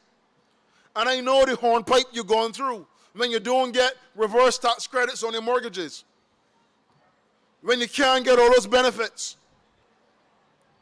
I know it's hard, but it's only hard because it's necessary. It's necessary. But you know what? We have held firm. We have stood strong, and it has paid off. It has paid off. And tomorrow night in Oistins, this Democratic Liberal Party will show you, now that we have some stability, now that we have a foundation that we can grow on, how to get stable growth again. And I know people come waving all sorts of flags and saying, I'm going to take your pension from $175 to $225. And you know what? It sounds sweet because there's money in your pocket. But listen to me. Right now, pensioners get free bus fare. When you get the $225, will you lose that? Ask yourself that question. The National Assistance Board comes out to those who are in need, the indigent, and they offer assistance in the household. When you get that, will that disappear? They provide food, clothing, the UDC, the RDC. They repair your homes. They repair the roadways. They put systems in place for those who are handicapped or in any way impaired. Will that disappear when you get 225? And the national insurance now needs 4 people working to support every person who is over retirement age in this country. So what will happen when we start doing that and raise it by 40%? Is it going to be 6 people working to support everyone over the age of retirement?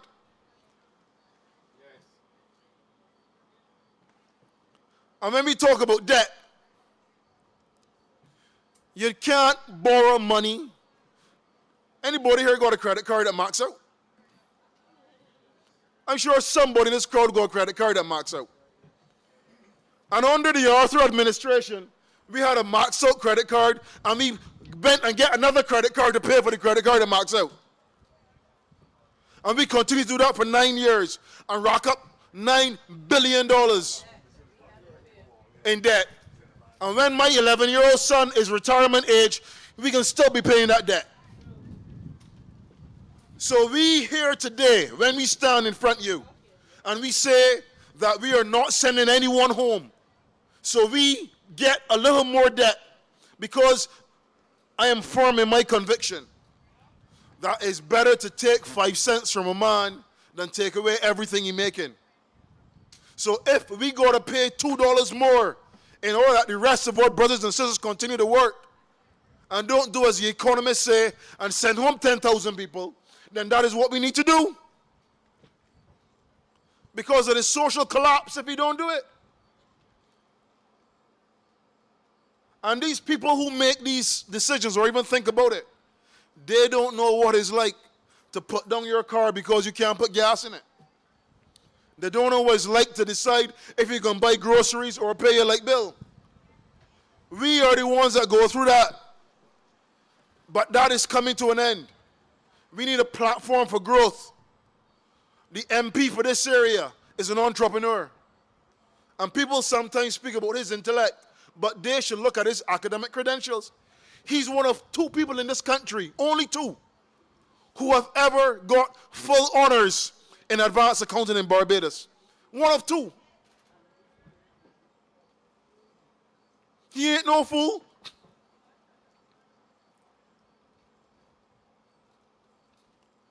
So when he talks about entrepreneurship, a lot of us should listen. I want to understand something carefully. Look, we were in a debt trap, and we are still dragging that trap behind us as we try to move forward. The way to get out of it is not to incur more debt at this stage. We have a plan that is solid and makes sense. You can't go and buy a castle when all you can afford is a chattel house. We want to make sure that we get sustainable growth. This country has grown 1% over the last 30 years because every time we make gains, we go into recession. We need to be on a trajectory of sustained growth where everybody moves forward and not just the chosen few. So tomorrow night, the manifesto of the Democratic Labour Party comes out. Tomorrow night, we are going to showcase the platform for growth. We have a foundation that is solid. Your grandmother always tells you that you can only build something if you have a good foundation. And we have that today. Let us not sully it. The work of this administration is not done. We are 3/4 of the way. We need the other quarter. We need you to support us, to give us the other quarter. And once we have that quarter, then we have a platform that our children can be proud of, that we can be proud of, and we will not be having this conversation again. But you got to hold tight. You can't go and spend everything that you don't have. It has to be sensible, measured progress. May 24, round the corner. Kelly is the man. Kelly is the only man. I know Phillips can't come up here and take out Kelly. No matter how much show they put on, how much fireworks. So on the 24th, people of St. Lucie, we want you to do the thing. We want you to stand strong. We want you to vote for Dennis Kellman. Vote for the DLP. Give us a chance to bring this baby home. It's almost there. Don't stop us now. Good night and God bless. Thank you, ladies and gentlemen, for bearing with us tonight. Our manifesto launch is tomorrow in Oysteins, but we're having an early spot meeting at 5:30 in Mount Gay. But the campaign, our manifesto launch is tomorrow evening in Oysteins. Ladies and gentlemen, good night. Safe journeys home. God bless.